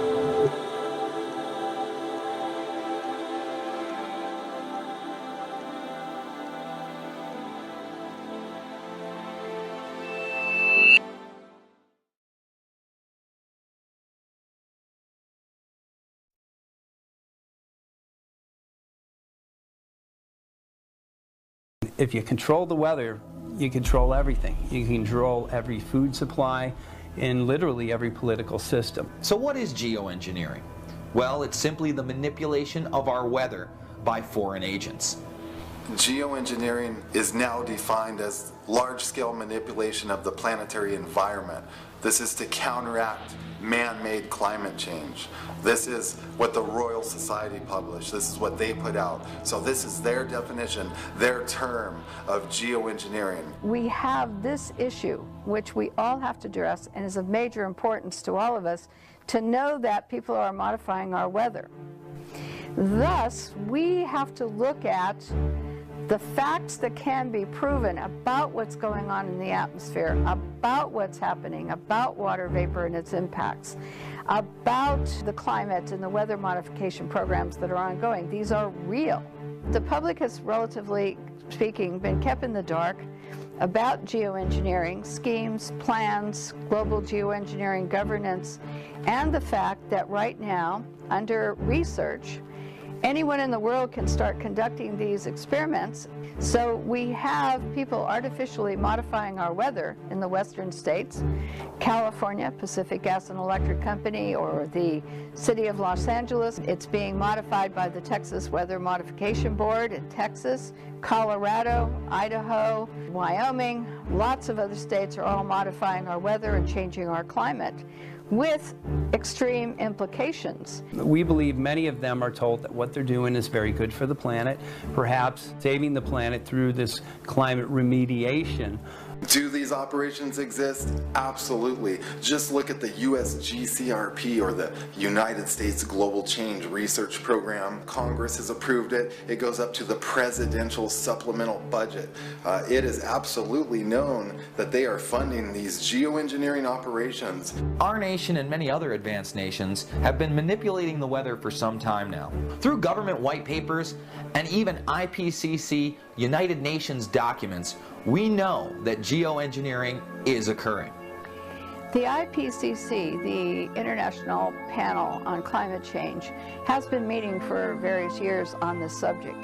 They have produced reports dating back from 1999 on aviation impacts on the global atmosphere from water vapor and other issues, depleting beneficial atmospheric ozone and other problems.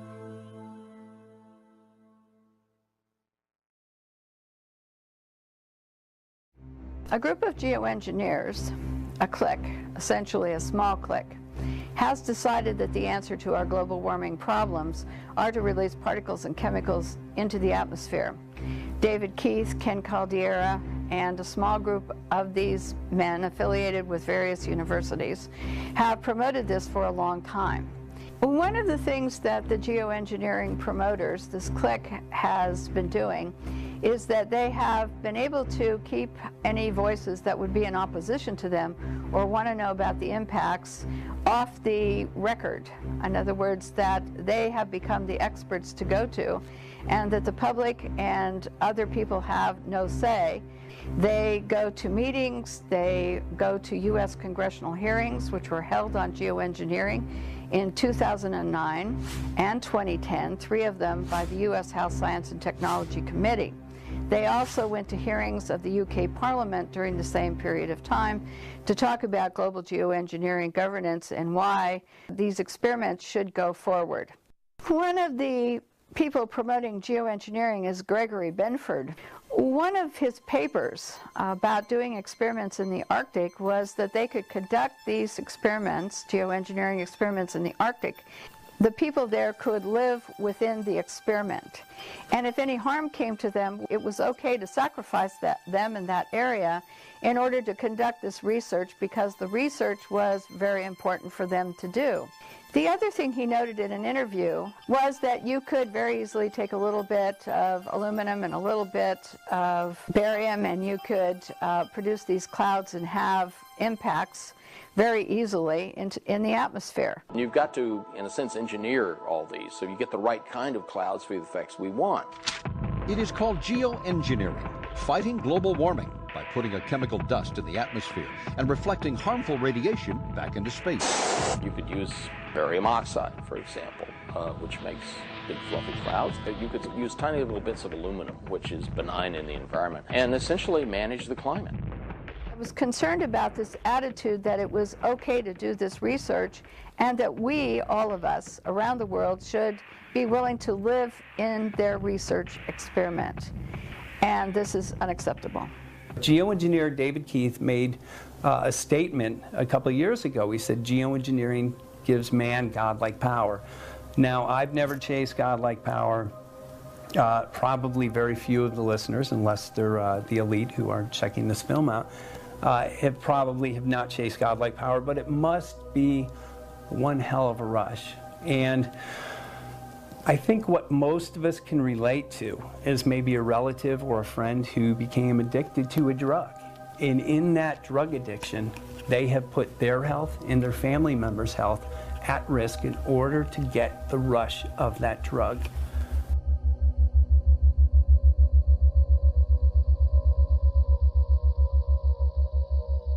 What we're finding in rain tests now around the world is what people are calling the chemtrail geoengineering footprint of aluminum, barium, and strontium.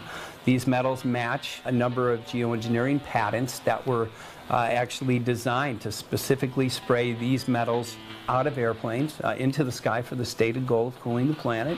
They match what geoengineers deny they're spraying but state that they want to start spraying.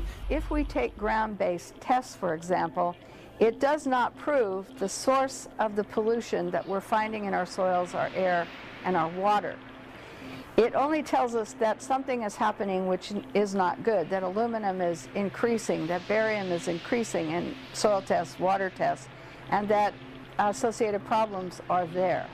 There is a belief or an opinion that the jets that leave these persistent jet contrails are spraying something into the atmosphere that would impact our health or cause other types of problems. I noticed when I started doing research in 2002 was that the trees in Mendocino County, Lake County, and other areas of Northern California were in extreme decline. It wasn't from anything we could ascertain because it was whole suites of tree species. That means redwood trees, that means oak trees, that means manzanita, that means Douglas fir.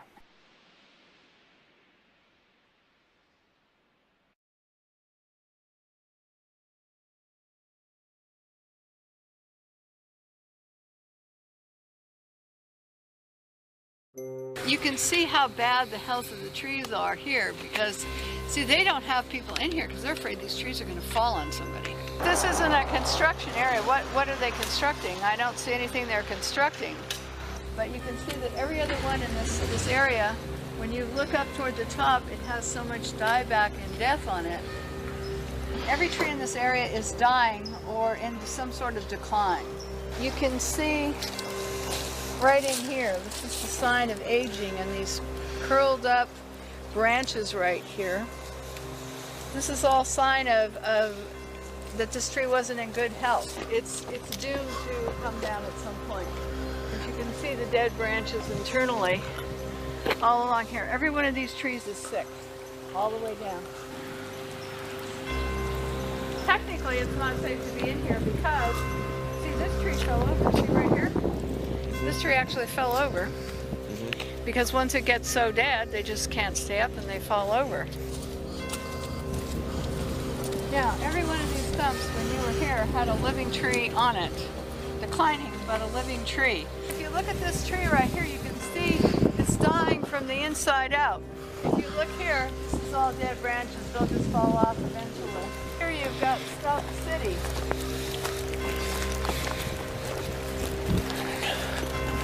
This was all, when you were here, you could hardly see the water from here because you had all the trees.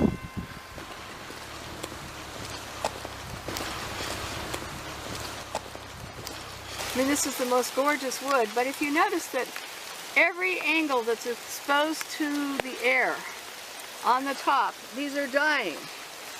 And you can see all the way down that what's under the underside is not impacted, but that the branches and anything exposed to the top are starting to die. So, no matter where you go on this manzanita, see here? That the underside seems okay, but it's dying because something coming down. And it's very pronounced. And it's very pronounced. I mean, there is no other thing going on here with the manzanita. It began to occur to many of us that this decline, killing our trees, is removing a beneficial asset for all of us because the trees provide the oxygen that we breathe. They take in carbon dioxide. The trees are beneficial for maintaining stable climates. They're beneficial for watersheds, for the water we drink and the snow that comes through. All the trees that we have are assets of not only the United States, but this world.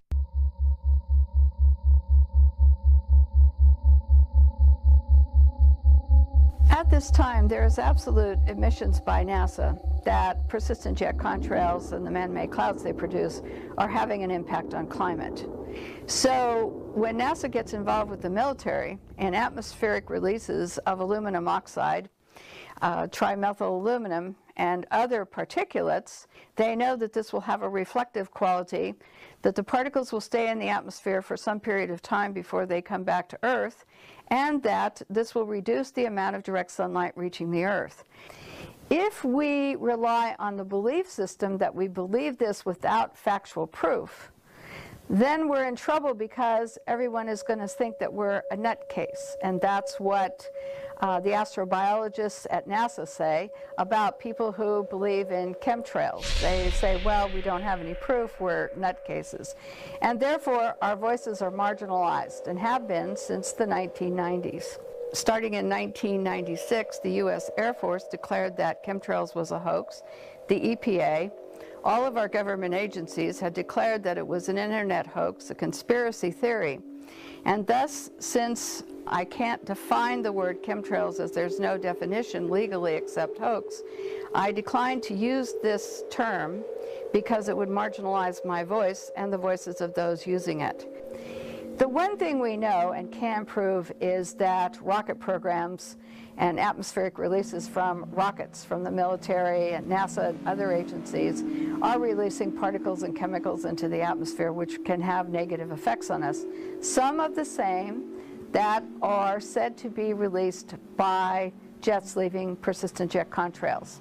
Well, the Air Force has been wanting to control the weather for some time. In fact, they wanted to force multiply storms. They wanted to be able to create droughts, create rainfall. Rainfall didn't exist. In fact, in Bosnia, when they were doing the war in Bosnia, they were actually seeding the clouds so that there would be no fog in the area. There's a military document called Owning the Weather by 2025. That's an expressed interest of our military. Aerosols are required to corporatize and control our weather. What we see in the sky on a regular basis, these long white trails that do not dissipate, they actually form artificial clouds and block the sun, is an expressed goal of geoengineers.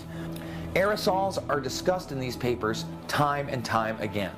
So what are these aerosols? They talk about how they need to spray these metal particulates less than 2 microns in diameter into our upper atmosphere to shield us from radiation, and this is supposed to be good for us.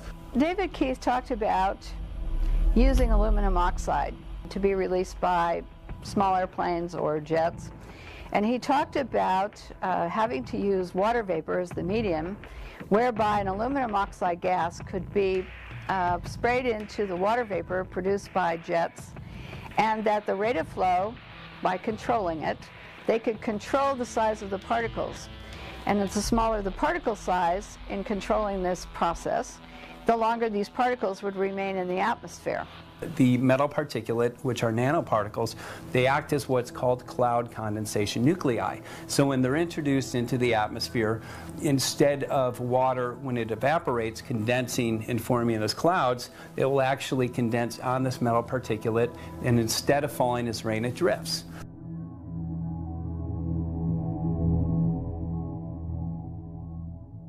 One of the most interesting interviews I've ever conducted was with an actual chemtrail whistleblower.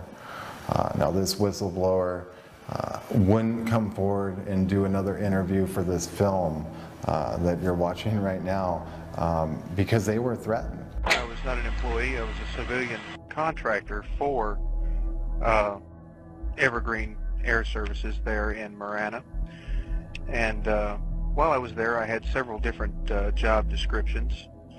The first of which was a civilian aircraft, and it was outfitted as a civilian aircraft, a 727-200 series, in which repairs were effected to the 727 structural overhaul.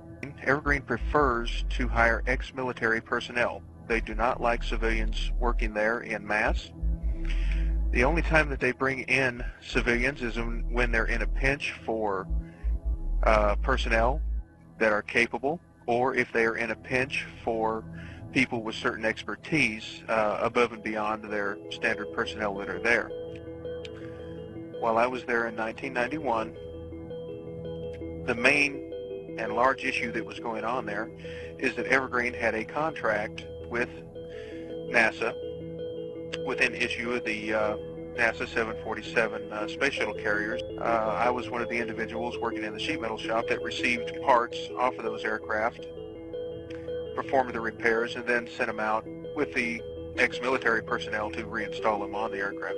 Did work on 727s there, which were, the 727s were in fact civilian-seated non-cargo aircraft used for transporting people. During that time, there were 5 747s, of which I was a crew member, a maintenance crew member, which retrofitted 5 cargo 747s.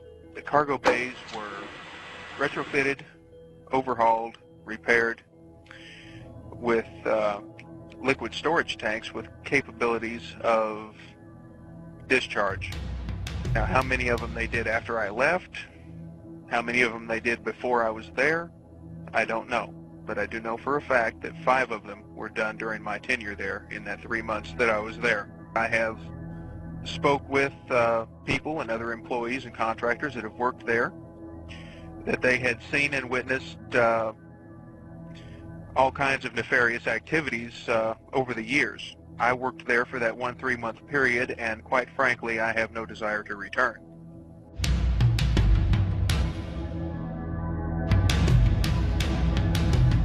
At night, those aerosols act as a blanket and they trap heat and actually exacerbate global warming. We've seen a great increase in nighttime highs since these programs have really been ramped up in the past 10 to 15 years. We know from research recently conducted by Stanford Studies and earlier research by NASA that persistent jet contrails change our climate and are warming areas now like the Arctic and Alaska, and that aviation impacts, because water vapor is a greenhouse gas, is beginning to increase these temperatures each year dramatically over time. The issue becomes for all of us with water vapor is that it's a greenhouse gas, it's one of the major players in warming, and the jets producing the man-made clouds, according to NASA, are increasing warming. The powers that be do not want to talk about water vapor and its impacts because we could take care of that problem right now very easily by putting restrictions on the amount of water vapor that aviation produces.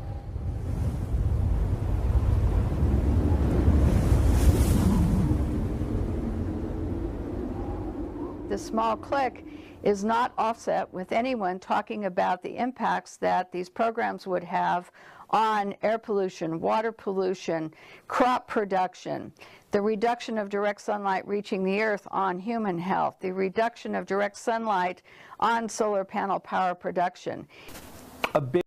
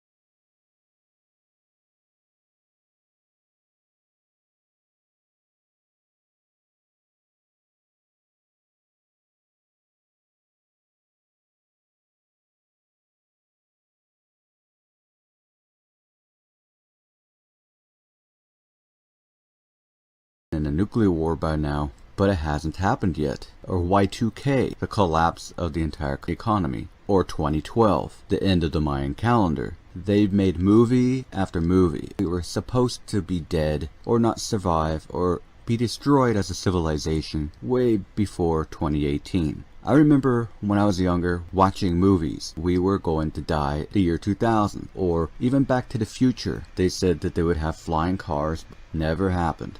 But all that will be changing, will be turning around in 2018. And I am going to be making a prediction for you today, what 2018 will be like for us.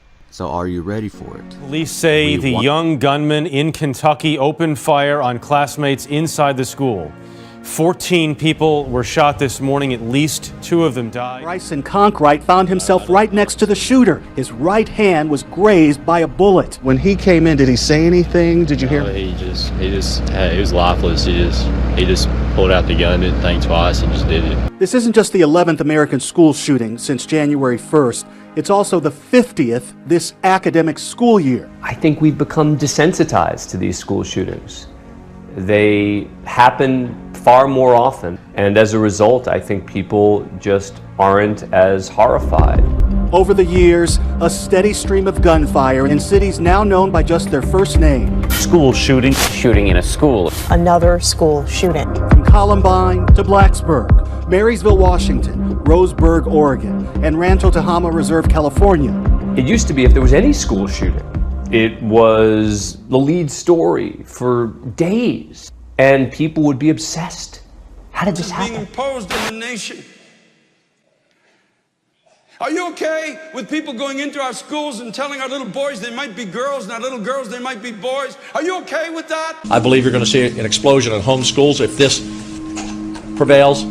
Parents are going to look for private schools. Parents are not going to send their 14-year-old daughters into the shower to the bathroom with 14-year-old boys. It's not going to happen. This has everything to do with keeping the federal government out of local issues. This is an incredible overreach by the Obama administration, like none that we have ever seen. School districts are being told they must allow transgender students to use the bathroom they identify with, not the gender listed on their birth certificate. That directive came down today from the Obama administration. For example, someone who was born a boy but identifies as a girl would be able to use the girls' restroom.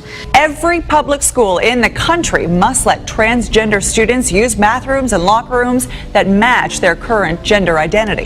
Now, tonight, schools are looking very closely over this joint letter from the Department of Education and the Department of Justice, because it really could have a big impact when it comes to money.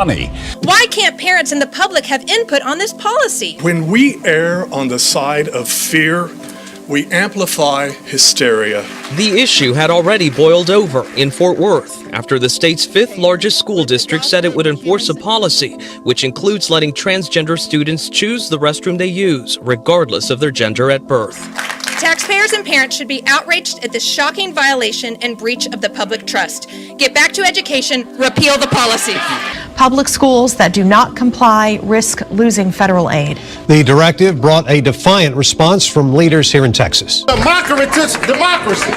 In Fort Worth, the new federal guidelines seem to intensify the debate rather than settle it. Idaho Governor Butch Otter released a statement saying in part, threatening to withhold federal Title IX funding for failure to comply with this offensive attempt at social engineering only harms our children. It is unwarranted, unprecedented, and unacceptable. It also raises concerns about privacy. Could you be giving up too much of yours with a simple wave of your hand? To implant chips like these in the hands of volunteers among its workforce. It is vying to become the first company in the U.S. to microchip employees.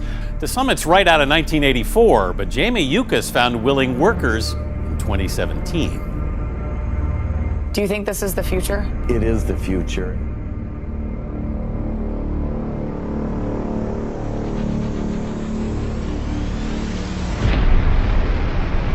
You don't get one side without the other. When there's a new tool, it can be used for good or evil.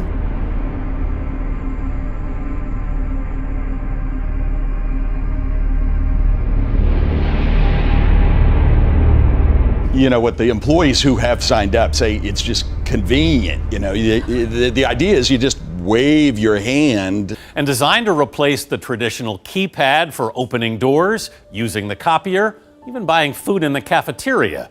To be able to purchase it. But what if there was a way that you wouldn't have to do any of that? It sounds a bit like a plot point in a dystopian novel. Right. That whole, I know it's very futuristic, I get it, but I think what's wrong with just taking out your card? But good for them. I think it's the wave of the future that we'll all have implanted chips that have our medical records. The question now is what do we do from here? And the answer, I think, is that we do what we are doing here now. We talk to each other, we try and figure out how to get other people to talk about it, and we try and get society at large to recognize that this is a critical issue. Now there's, I think, a really critical timeline on all of this. Right now, only about 1/3 of the planet is online. So that's us and a few other people. The remaining 2/3, however, are coming online in the next 5 to 15 years, which is an incredibly short period of time.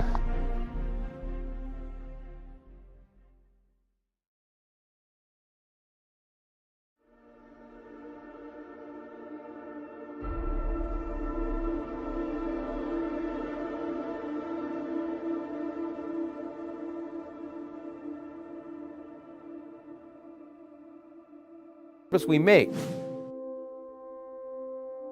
We don't want people to have loyalty to corporations or a country. We want them to have loyalty to methodology and loyalty to invention, meaning to improve everything that exists, to make them better, smarter, faster, and make them available to all people. That's the kind of loyalty that's needed. If China comes up with a new way of producing automation, congratulations. If Africans come up with a great idea, congratulations. No more loyalty to corporations, to country. Loyalty to the earth and to all the people on it, and to make the earth a far better place than it is. This is the kind of loyalty I'm talking about. This is the kind of pledge allegiance I'm talking about, to pledge allegiance to methodology.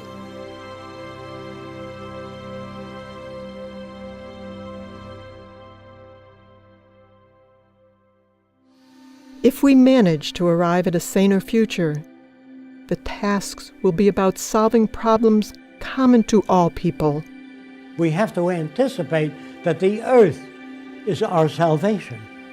If we don't take care of it, no matter how many churches you build, we will starve to death and kill each other. The real challenges are producing abundance, reclaiming damaged environments, sharing and creating innovative technologies, and improving communications between people. I know we can build a far better world without war, without most crimes, without the need for prisons, and without the need for money. We can surpass that. We have the technical ability to make things available to everyone. All the wonders of technology have no meaning at all unless it enhances the lives of everyone. The vision of applied science can serve the common good. And though this goal has eluded human civilization for centuries, the possibility of a better life for all will depend ultimately on the choices we make today.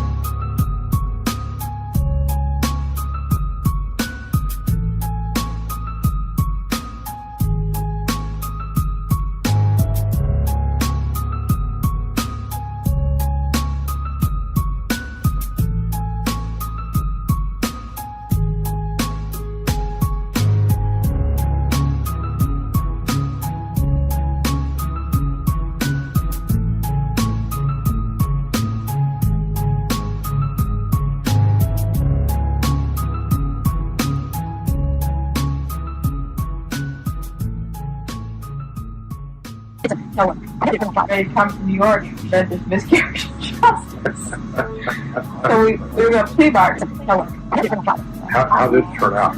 Oh, he plea bargained. We got him off with time served in the county jail. He did in the county jail about 2 months.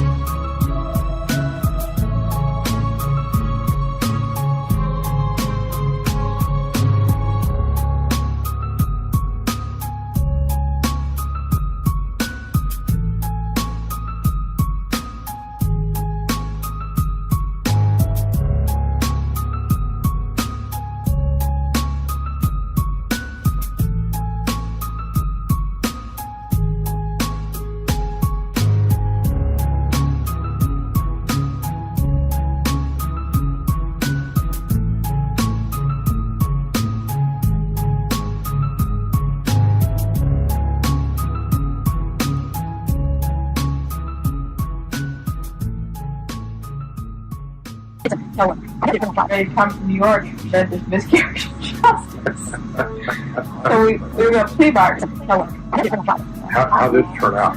Oh, he plea bargained. We got him off with time served in the county jail. He did in the county jail about 2 months.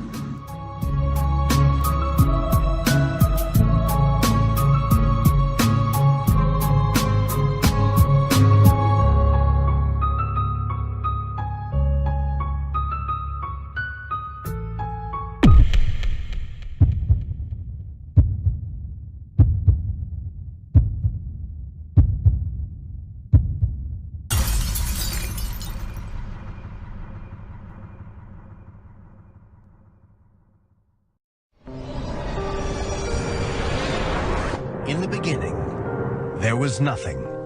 Somehow, out of this nothing, came everything.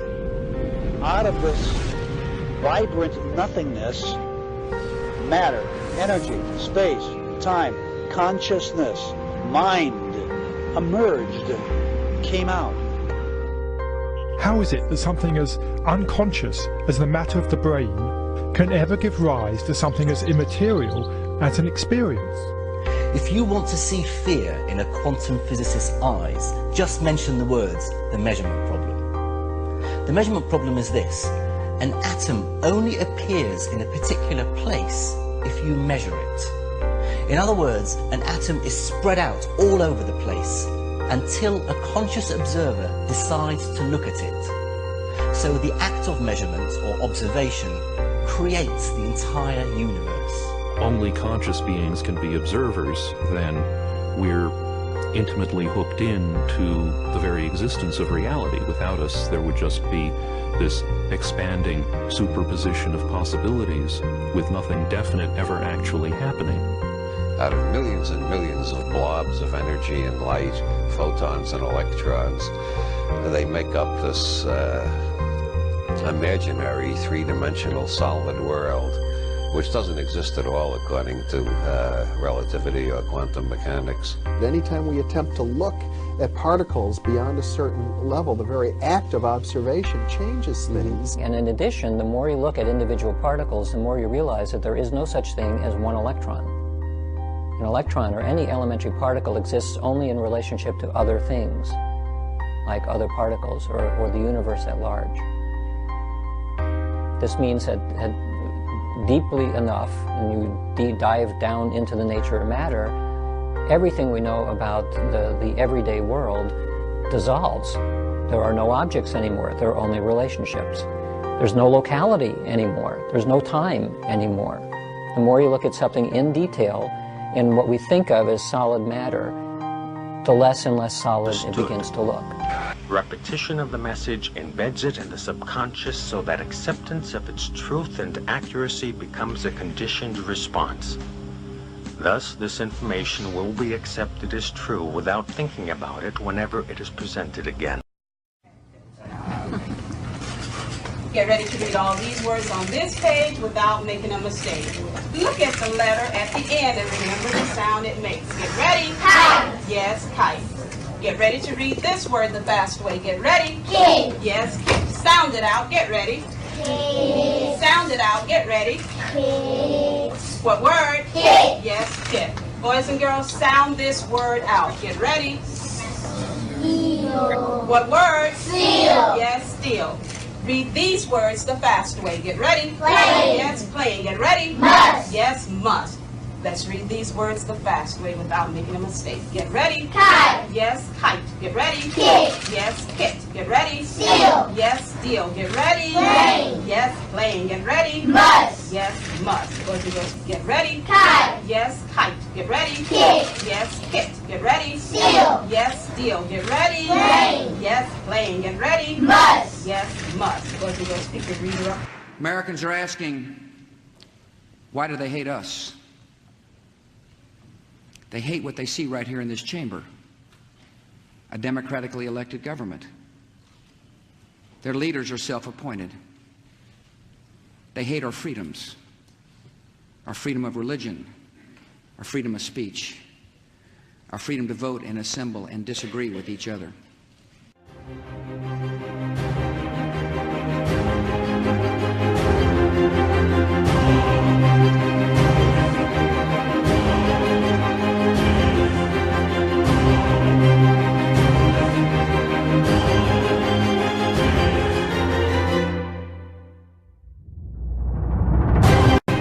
Every nation in every region now has a decision to make.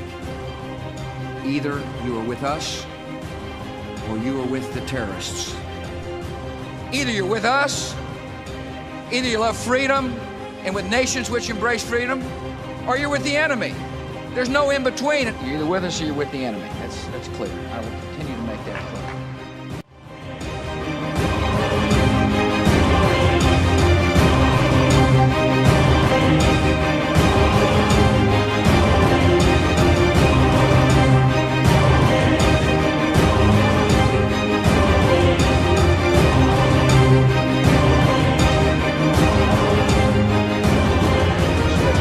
You younger writers, that you can be critical of your government and your society.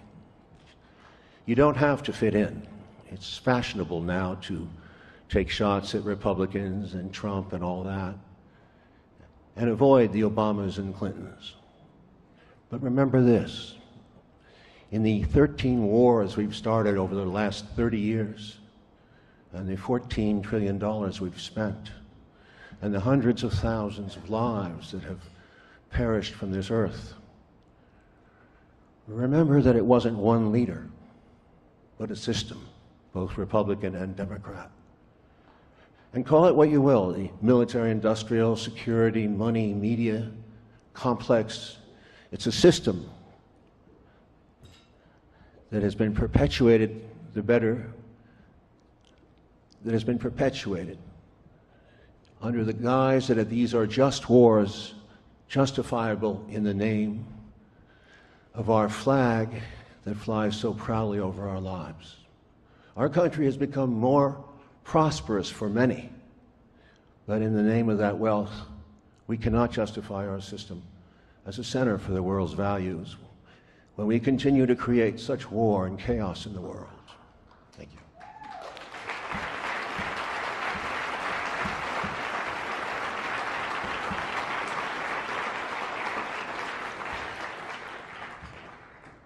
No need to go through the victims, but we know we've intervened in more than 100 countries with invasions, regime change, economic chaos, or hybrid war, soft power, whatever you want to call it. It's war of some kind.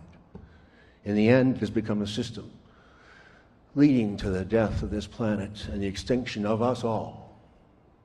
I fought these people who practice war most of my life.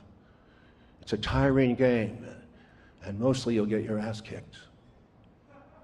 And with all the criticism and the insults that you'll receive, and the flattery too, it's important to remember, if you believe in what you're saying and you can stay the course, you can make a difference. I urge you to find a way to remain alone with yourself. Listen to your silences, not always in a writer's room. Try to find not what the crowd wants so that you can be successful, but try instead to find the true inner meaning of your life here on earth. And never give up on your heart in your struggle for peace, decency, and telling the truth. Thank you. Specific terms. And society is going in a completely different direction. There's a passage that's been on my heart the last couple of months. It's 2 Timothy 3, in talking about this world that we live in right now. But it's an interesting passage because he starts off, Paul tells Timothy, understand this. But it'll start, know this. Paul said, this is need to know information. This isn't just kind of like casual information. And then he says this in verse 2, for people will be lovers of self. It's not for nothing that Webster's officially added the word selfie to the dictionary this year. Why? Perhaps because narcissism has become completely intertwined with the fabric of our society. Oxford estimates use of the word in the past year has increased 17,000%. The crazy thing about this list is many of these things we read, and nowadays we just kind of shrug our shoulders at it. The current version of the DSM defines narcissism as intense self-absorption and a grandiose sense of self. Sounds familiar. Because the emotional dynamics of billions of people is going to shift to an increase of evil and selfishness. So he's talking about the emotional dynamics of the planet. I grew up in something often called Generation Me, but when I look at the current world, I can't remember why that fit us. This is Generation Me, or maybe Generation Look at Me. And it's become so normal to us. I mean, I was reading this thing about the sociologists are saying that our culture, this generation, is by far, by a long shot, the most narcissistic culture to ever exist. It seems that has become part of the zeitgeist. The idea that everyone deserves a camera crew or a microphone to broadcast everything about them. Everyone thinking, I have the opinion that's going to change. We think that's normal. We have Twitter, Facebook, MySpace, Foursquare, and myriad blogging tools that are built to allow us to tell the world everything we're thinking, as if every thought we have should be shared. You understand, back then they'd be like, you gotta be kidding me. Everyone is gonna think that their voice should be heard, and everyone is gonna build this shrine to themselves so that everyone else can see and make themselves look as good as possible. It's normal. That's what Paul is describing here. What do you want to believe? What's your pleasure? What would you like? I'll find you a teacher to give you that. But Paul tells Timothy, don't you be one of those guys. You know what this book says. You preach it.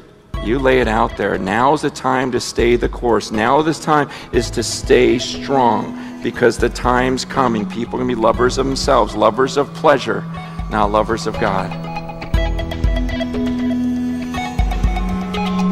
obligation to every last victim of this illegal aggression because all of this carnage has been done in our name. Since World War II, 90% of the casualties of war are unarmed civilians, a third of them children. Our victims have done nothing to us. From Palestine to Afghanistan to Iraq to Somalia to wherever our next target may be, their murders are not collateral damage. They are the nature of modern warfare. They don't hate us because of our freedoms. They hate us because every day we are funding and committing crimes against humanity. The so-called war on terror is a cover for our military aggression to gain control of the resources of Western Asia. This is sending the poor of this country to kill the poor of those Muslim countries. This is trading blood for oil. This is genocide, and to most of the world, we are the terrorists. In these times, remaining silent on our responsibility to the world and its future is criminal. And in light of our complicity in the supreme crimes against humanity in Iraq and Afghanistan and ongoing violations of the UN Charter and international law, how dare any American criticize the actions of legitimate resistance to illegal occupation?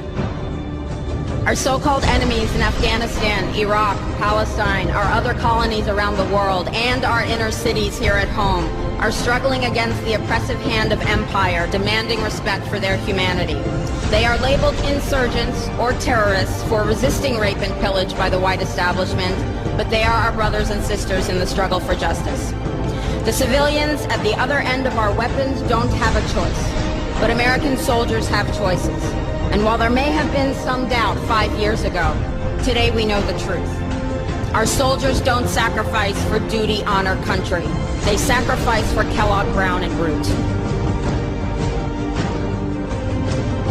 They don't fight for America, they fight for their lives and their buddies beside them because we put them in a war zone. They're not defending our freedoms. They're laying the foundation for 14 permanent military bases to defend the freedoms of ExxonMobil and British Petroleum.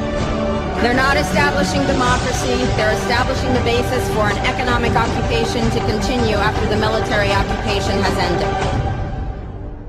Iraqi society today, thanks to American help, is defined by house raids, death squads, checkpoints, detentions, curfews, blood in the streets, and constant violence. We must dare to speak out in support of the Iraqi people who resist and endure the horrific existence we brought upon them through our bloodthirsty imperial crusade. We must dare to speak out in support of those American war resistors, the real military heroes who uphold their oath to defend the Constitution of the United States against all enemies, foreign and domestic, including those terrorist cells in Washington, D.C., more commonly known as the legislative, executive, and judicial branches. Frederick Douglass said, "Those who profess to favor freedom and yet depreciate agitation are people who want crops without plowing the ground. They want rain without thunder and lightning. They want the ocean without the roar of its many waters." The struggle may be a moral one, or it may be a physical one, or it may be both, but it must be a struggle. Power concedes nothing without a demand. It never has, and it never will. Every one of us must keep demanding, keep fighting, keep thundering, keep plowing, keep speaking, keep struggling until justice is served. No justice, no peace. No justice. Yes, we live in turbulent times, but actually we also live in amazing times. And this may sound a little odd when you switch on the evening news at the moment. You do sometimes have to wonder whether you're watching a Hollywood B-movie or actually watching reality unfold. What appears to be an attack on French police. So, clearly the global in-tray is very disruptive. It is creating uncertainty. It is also signaling a degree of complexity that in some ways is unprecedented. And if you just take the most brutal news item of the last week, that we have the United Nations declaring 4 concurrent droughts. First of all, there hasn't been one declared in over 20 years, and now we have 4 concurrent droughts. You know, the world's getting crazy. Who knows what's going to happen next? You just see it happening. The writing's on the wall. Every month seems like just something new. In the midst of a world that was actually beginning to lose a sense of collective interest, why is it that nations agreed for the first time on a shared agenda for development? This has never existed before. The resolutions on sustaining peace and the 2030 agenda are calls for hope.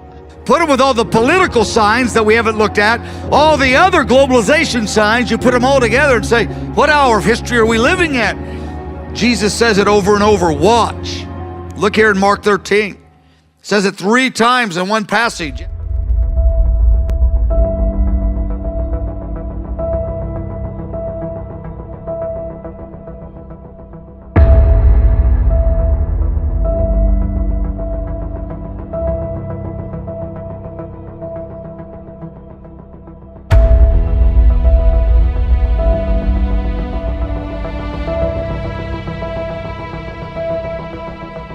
Daniel 11:33, the people of understanding, or the wise, use whichever term you want, they're called by this angel the people who understand what's going on.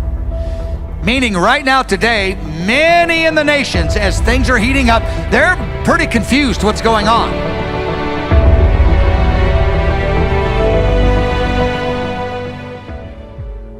Where he goes, Timothy, there's going to be a time when no one puts up with this but you. As for you, let them go. They're going to go and they're going to just find a teacher to tell them what they want to hear. Why? Because they're a lover of pleasure.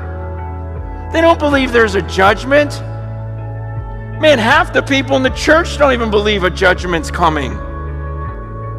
Which I just go, man, did you ever read this?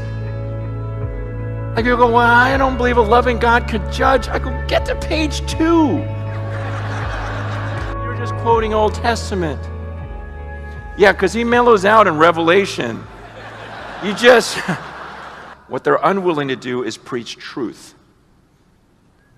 See, it used to be that there was a lot of preaching of the gospel, and yet it seemed like, why don't you care for the poor? Why don't you care for the needs of the earth? And it wasn't a popular thing, but now it's very popular to go care for the needs of the world. You're never going to get attacked for drilling wells overseas, but you'll get attacked for preaching the morality in this book. You'll get attacked by saying there's only one way to heaven, it's through Jesus Christ. And you'll get attacked for saying that there's a narrow road and few will find it, and yet there's a wide, easy road that leads to destruction. And so a lot of times we'll run to the things that are popular. But where are we?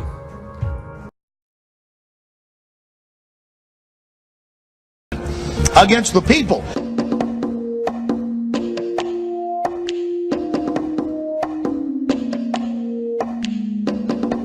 66% of United States residents' public water is fluoridated.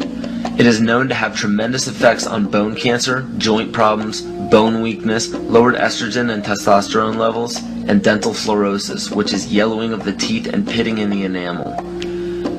Wouldn't it make more sense to enhance public water with vitamins which are meant to be ingested to promote overall health, rather than putting such a toxic chemical in our water with a bogus explanation that it will improve our dental health? We now know that fluoride causes more dental problems than it solves.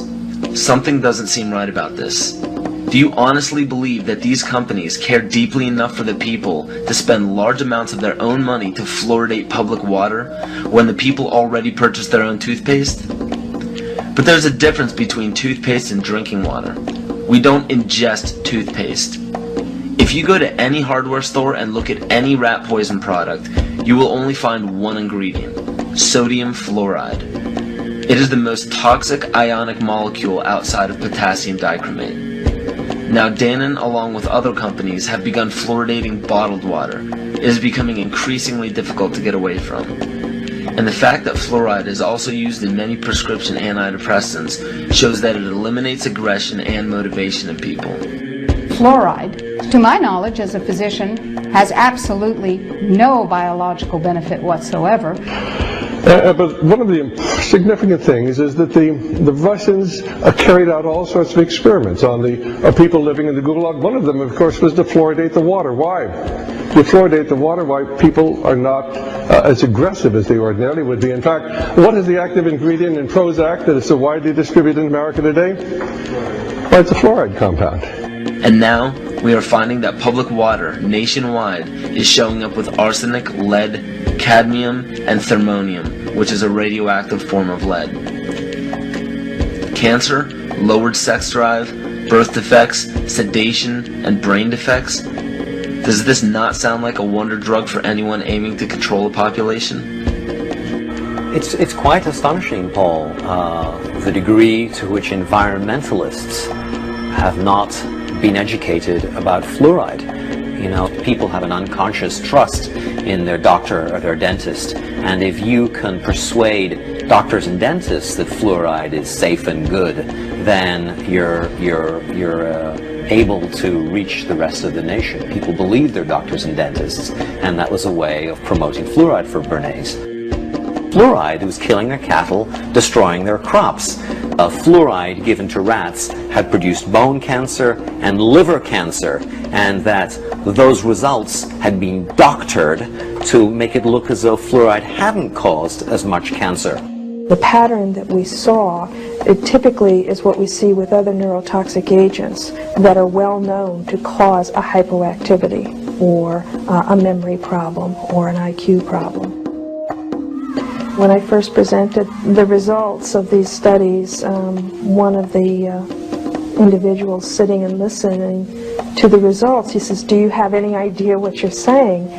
And he says, "You're telling us that we're reducing the IQ of children." And basically I said, yes.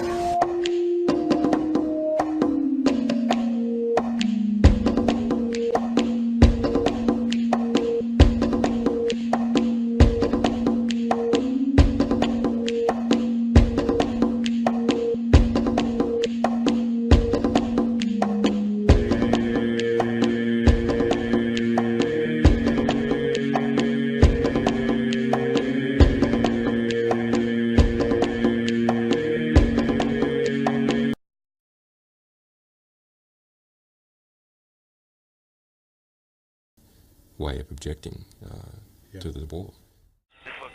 In April 2010, WikiLeaks released this cockpit video from an Apache gunship in Baghdad in 2007. The gunship is firing from a distance of over a mile from its victims. This is the war you don't see. Clearly, there were two cameramen there holding cameras, not arms. These cameramen turned out to be Reuters news reporters. Haven't seen anything since then. Just fucking, once you get on, just open off. I see your element. You got about 4 Humvees out along this. You're clear. All right, firing. Line here, with the space line. Let me know when you get it. One shoot. Light them all up. 202 traffic, 260. Come on, fire. Hey, Roger. Keep shoot. Keep shoot. Bushmaster 2-6. Bushmaster 2-6. We need to move time now. All right, we just engaged all 8 individuals. A whole street covered with bodies. The reaction to that was nice. Yeah, look at those dead bastards. Nice. 2-6, Crazy Horse 1-8. This tape from me and the other people involved made nice a dirty word. So we just couldn't see something as being nice anymore when a whole street covered with carnage is nice. Ethan McCord was one of the first soldiers to reach the scene of the killing. Here he speaks to an audience in the United States. Myself and the team of soldiers I was with began running in the direction where we heard the Apache fire. Let's shoot. Thank you. I was not even close to prepared for the carnage that I was about to walk onto. I saw what appeared to have been 3 men on a corner. Got that big pile of bodies to the right on the corner. We got dismounted infantry and vehicles. Over. It was an extreme shock to my system. They didn't look human. Then there was the smell. The smell was unlike anything I've smelled before. A mixture of feces, urine, blood, smoke, and something else indescribable. Now, Bushmaster, we have a van that's approaching and picking up the bodies. Request permission to engage. Bushmaster 7, Roger. This is Bushmaster 7, Roger, engage. 1-8, engage. Clear. Come on. Clear. Clear left. Oh yeah, look at that, right through the windshield. I just drove over a body. Crying. I hear crying. Not cries of pain, but that of a small child who had just woken up from a horrible nightmare. Yeah, it looks like we got... I saw that there was a minivan, and the cries appeared to be coming from it. Myself and another soldier, a 20-year-old private, walked up to the passenger side van and looked inside. The private that I was with reeled back, began to vomit, and quickly ran away. What I saw when I looked in the van was a small girl about 4 years old on the passenger side of the bench seat. She had a severe belly wound and was covered in glass. Roger, we need a evac this child. She's got a wound to the belly. The glass was in her hair and also in her eyes. Next to her, half on the floorboard, with his head resting on the seat, was a boy about 7 years old. He wasn't moving, and from the severe wound to the right side of his head, my first thought was that he was dead.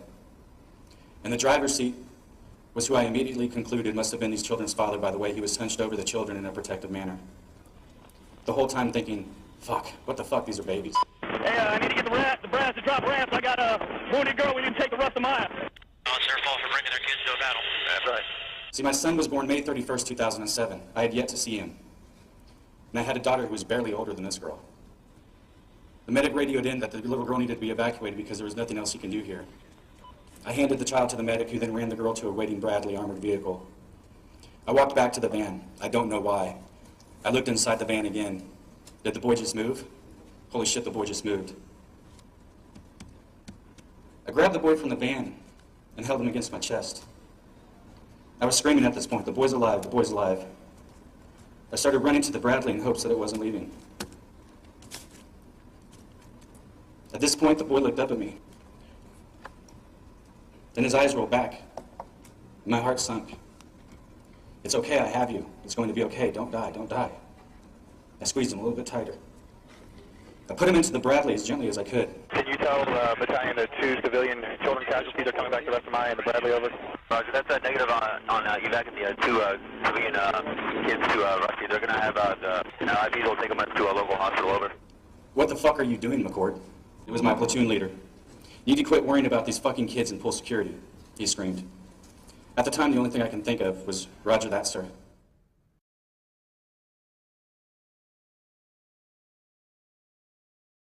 The interesting thing about the positive and the negative are that we're learning through biochemical exploration and engineering. There are enzymes in the brain that release different endorphins into your brain as a result of the way that you think. A person who thinks a positive thought is not just saying, oh goody, I'm just thinking positive thoughts. They are affecting the chemistry of their body.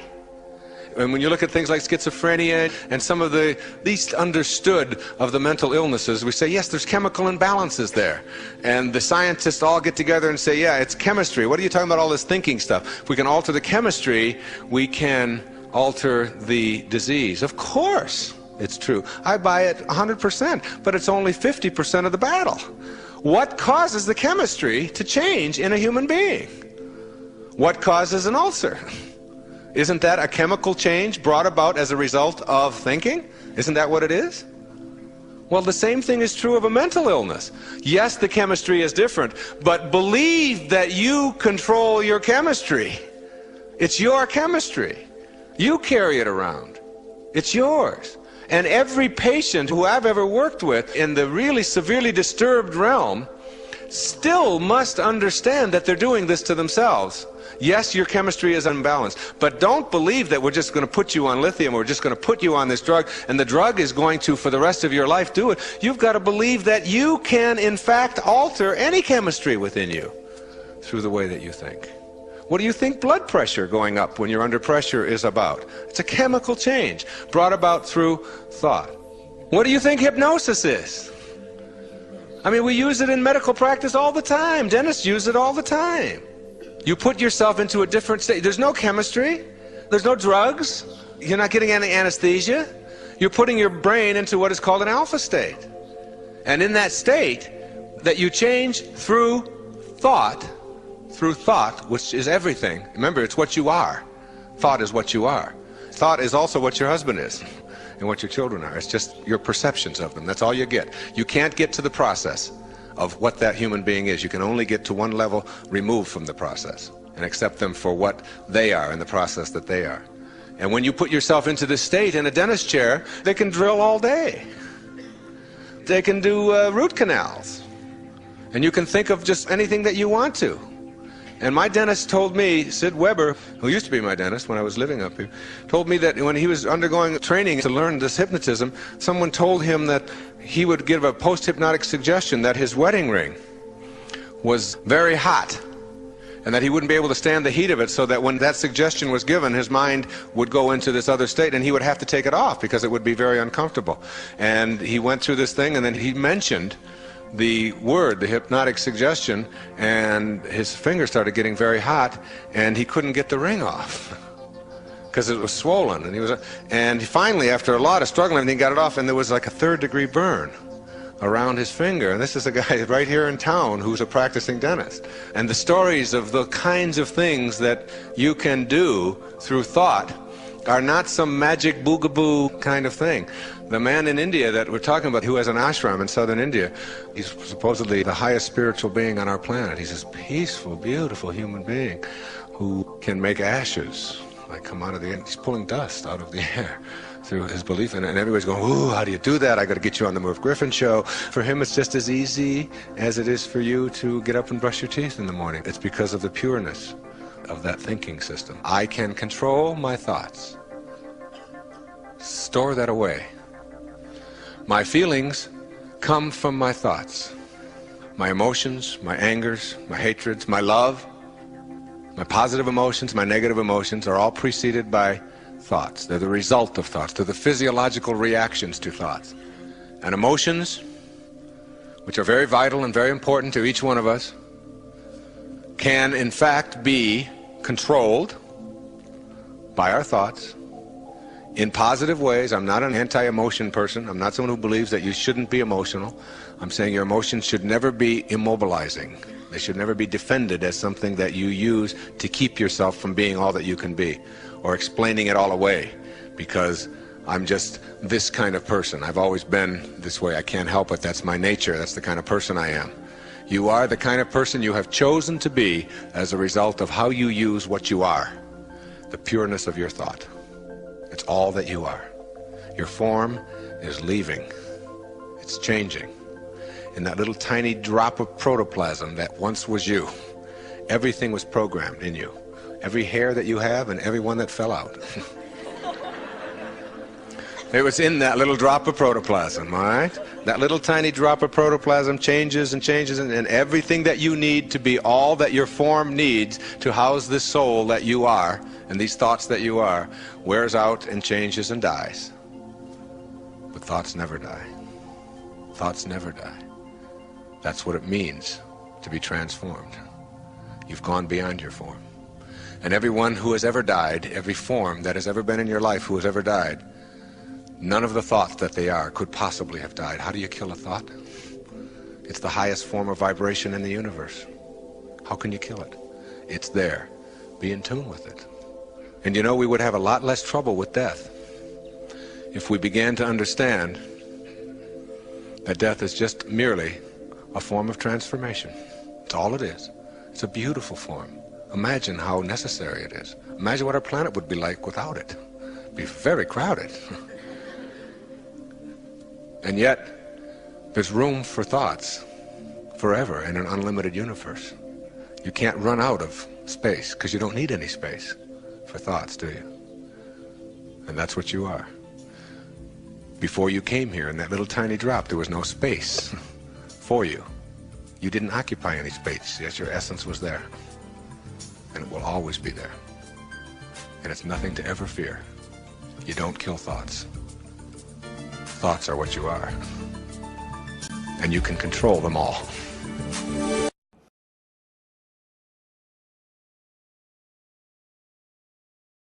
Informed about it, and the people who already are informed about it are getting even more people fired up about it.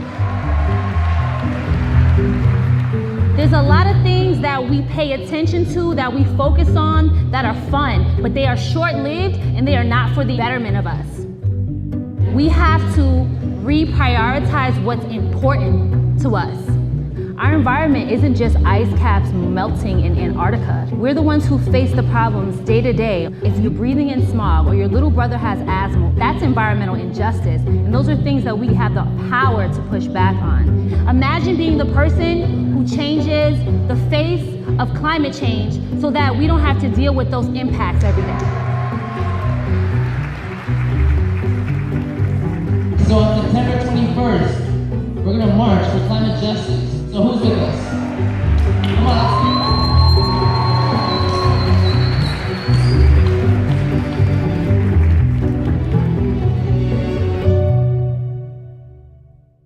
Okay, all right. Yes, we pull the fossil fuels out of the ground, we put them in the incinerator, they put the carbon in the sky, it warms the earth, lots of bad stuff's gonna happen, heat waves, extreme weather, floods. Okay, sure. But I mean, really, is that the thing I care about most? You know, there's all these other issues in my life that are more pressing. For someone who is engaged in a struggle for a higher minimum wage or worries about healthcare, it's understandable that these molecules floating around the air seem invisible and abstract. Humans have this thing that we call a finite pool of worry. You've got your mortgage you've got to pay, you've got your kids you've got to take care of, and they tend to be more immediate. We respond to things that feel incredibly urgent, like a gun to the head, a stampede of wild elephants, right? Climate change is a completely different kind of risk. It plays out over these very long time scales. It's really hard to perceive it as a very urgent threat. The other thing that happens is that there's something called a single action bias. We have this tendency to see a threat and then we try to fix it with one thing. It's like the silver bullet solution. When we look at climate change, we become overwhelmed by it because there's so many different ways that we're going to need to fix it. 25 years we've been talking about climate change. The level of scientific reports becomes higher and higher and higher. Why has that still not compelled the majority of people to action? Cognitive psychologists have been mapping the processing systems within our brains, and they found that there are two parallel and deeply interlocked processing systems. The rational side, the analytic side, which deals with information, facts, data. And we have another side, which is a much more intuitive and emotionally driven side. It is that emotional system that moves us into action. The challenge for climate change is how do we get something that is so based in the science to cross over into the side which makes us feel something. People are reluctant to stand up and to take action if they don't see that the other people around them are taking action. And that is why it is absolutely critical that there are people who are seen to be doing something. They are creating the breakage. Climate change is strangely, maybe uniquely problematic because not only are we all bystanders, we're also perpetrators, actively contributing to the thing. If we recognize the problem, we become morally compelled to take action on it. There is a fundamental tipping point at which that has to happen.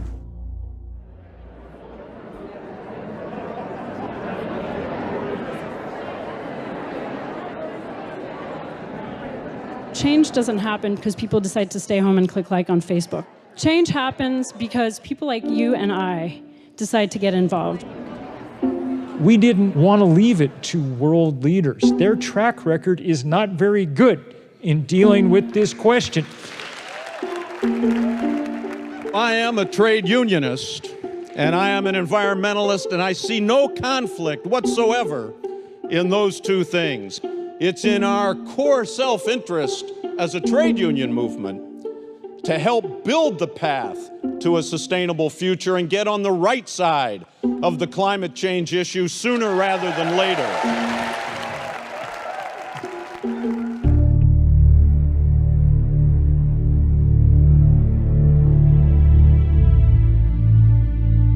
Normally it takes a long time to switch energy sources, 50, 60 years to go from wood to coal, coal to oil and gas. We lack 50, 60 years. The reason we want to get off of fossil fuels now is because we have to protect our way of life.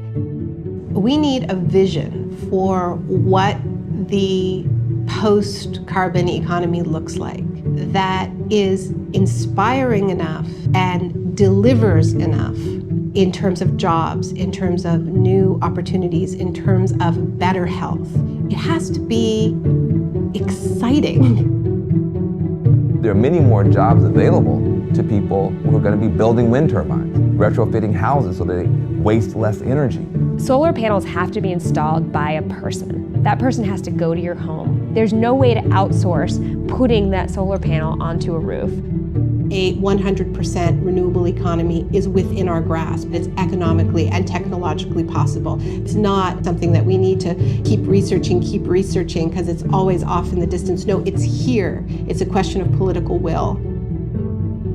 If you look at the renewable revolution that's happened in Germany, it wasn't about leaving the renewable sector to the market. It was about creating different incentives. And there was an explosion of innovation and creativity. Germany is now the #1 solar country in the world, even though they have the same amount of solar incidents as Alaska.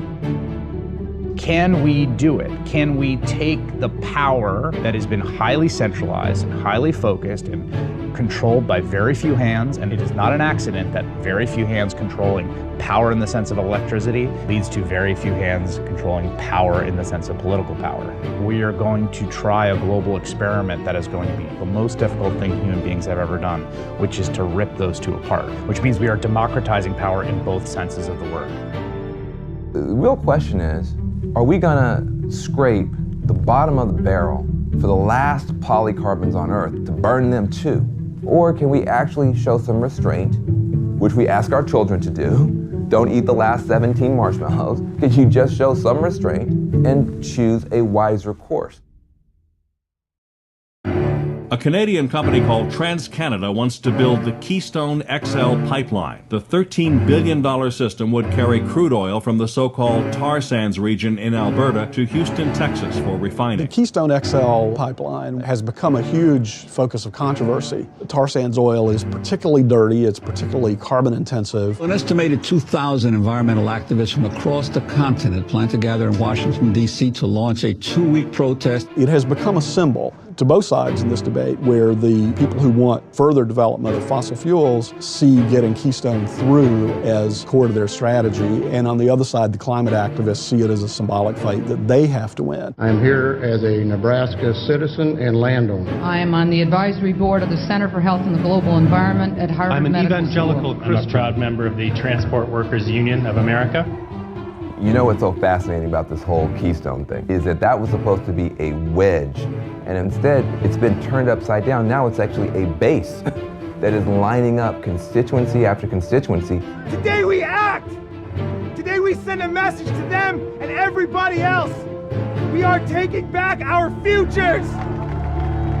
Something extraordinary and unexpected has backfired out of the ambition of the fossil fuel companies. They've built a movement by mistake. If you are going to be risking arrest, you're going to be lining up over here. One of the tools that came into play was peaceful civil disobedience to show the moral urgency of these problems, that this was the crisis of our time. I saw a story in one of the trade publications, the oil industry, not long ago, and they said, we're never going to get to build another pipeline in peace again. And I hope they're right.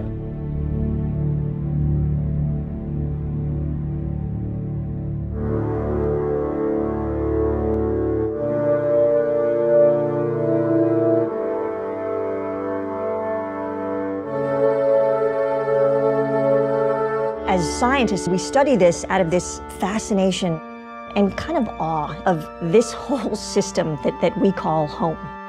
We are on this planet that is so perfectly built to sustain life.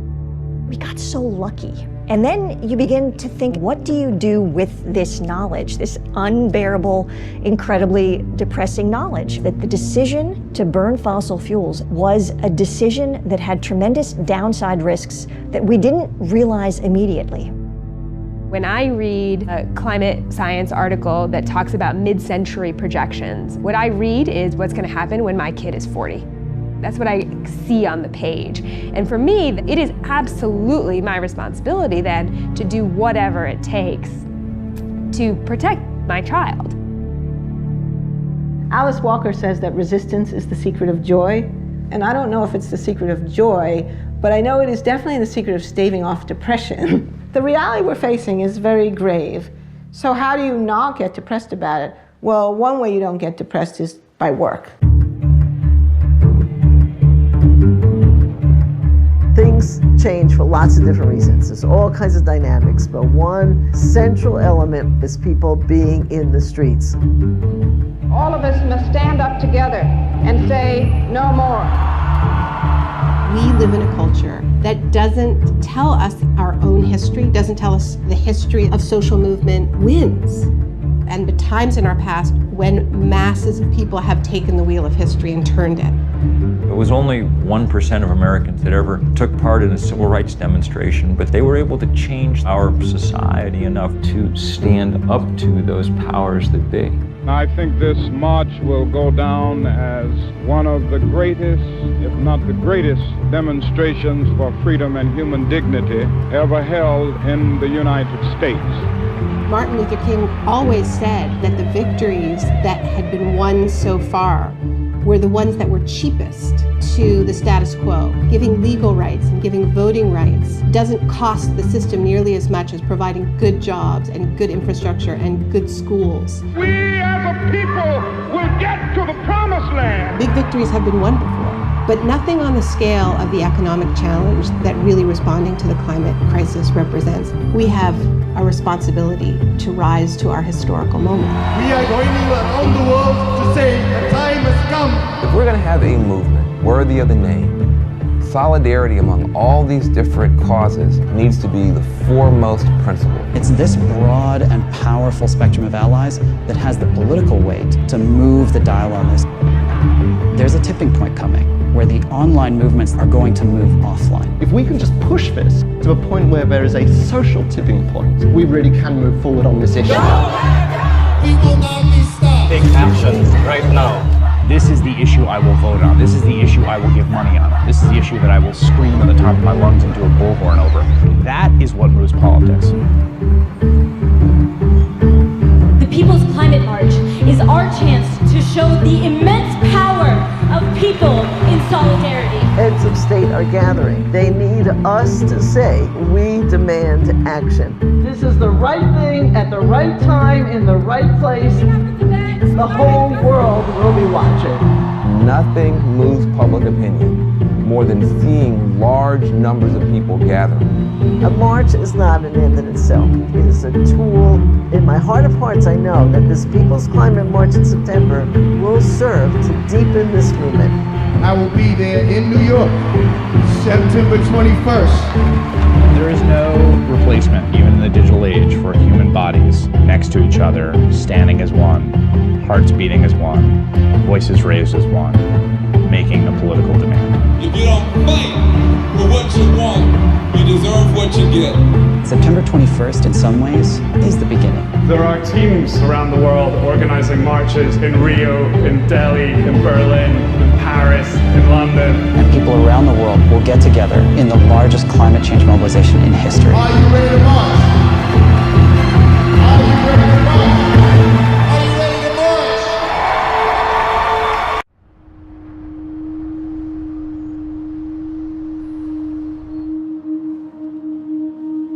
We are wondering what is happening to the world.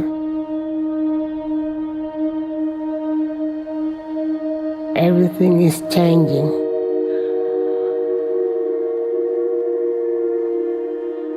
The very idea of human being some sort of natural concept is really going to change. Our bodies will be so high-tech we won't be able to really distinguish between what's natural and what's artificial. Inside our own heads is the most complex arrangement of matter in the known universe. You might ask yourself, can we get to be superhumans?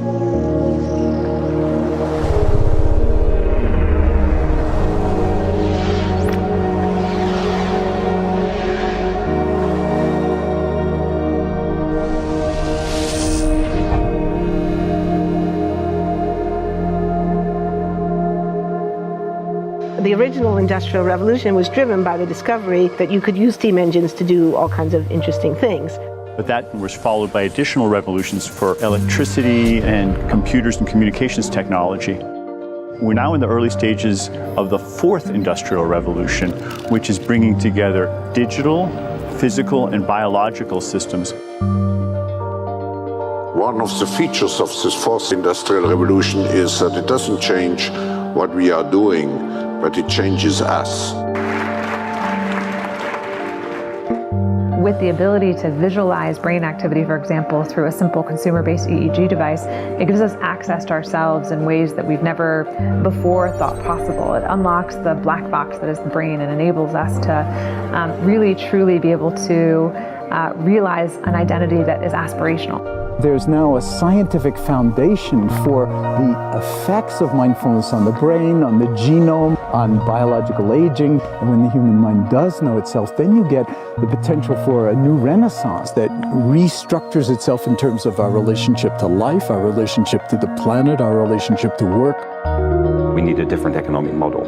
And by that I don't mean capitalism versus communism. What I'm talking about is a shift in the system along the lines of the two big changes that happened in the 20th century, Keynesianism, with a much greater focus on health and education and the role of government working with business, and then a reaction against that in late century to neoliberalism, where the focus was on free markets, freedom of the individual, and getting governments out of the way. We need a shift to a new system that will allow us to meet the basic needs of every human on the planet, that will live within planetary means, that will be fairer, and that will be focused as its key goal, not on growth per se, but on maximizing human well-being. And history tells us that a values shift is triggered by creation of a new story about how we want to live. I see the circular economy as something which fits very closely with mankind's goal to be innovative and creative and to always progress. We can use asset tracking, we can use IT, we can use 3D printing to enable this different economic model to recover materials, feed them back into the economy, and really to decouple growth from the resource constraints we have. The reason we live in cities is not different today than it was 10,000 years ago. Even if we have got networks connecting us, we still want to have places where we meet in person. So this means the place where we work and the place where we live are much closer to each other, a city where we don't need to have big supply chains in order to produce things, where many things can be sourced locally thanks to 3D printing and robotics. So if we're able to do something to transform cities, to make them more efficient, then the impact can be huge. Think about the prospect of getting rid of plastics. We must not only be inspired or informed by nature, but actually use natural organisms with which to design products and building parts. Only instead of varying material properties, we're varying biological functionality. Design is critical today because it's the first signal of human intention. So the question of adding quality to quantity, it isn't a matter of simply circulating things that are potentially toxic. It's circulating things that are safe and healthy for all generations. So the goal is no longer, I want to be less bad, less monotonous, less unsafe, less unjust. It's really about a diverse, safe, healthy, and just world with clean air, clean water, clean soil, clean energy. Together we are fighting to preserve our fragile climate from irreversible damage and devastation of unthinkable proportions. If we think about the original Industrial Revolution, it was an energy revolution. I like to think of it as a kind of bookending of a period in human history during which we used fossil fuels, and it worked very well for us for a long time. But now we have to bring that to an end. We have energy technologies that can power our civilization: solar, wind, biomass. So then the question is, well, how do we get grid integration? Maybe the wind is blowing in Denmark, the sun is shining in Germany, and now you can move that electricity through an integrated grid. You can supply energy to everyone who needs it, and you can supply energy at all times.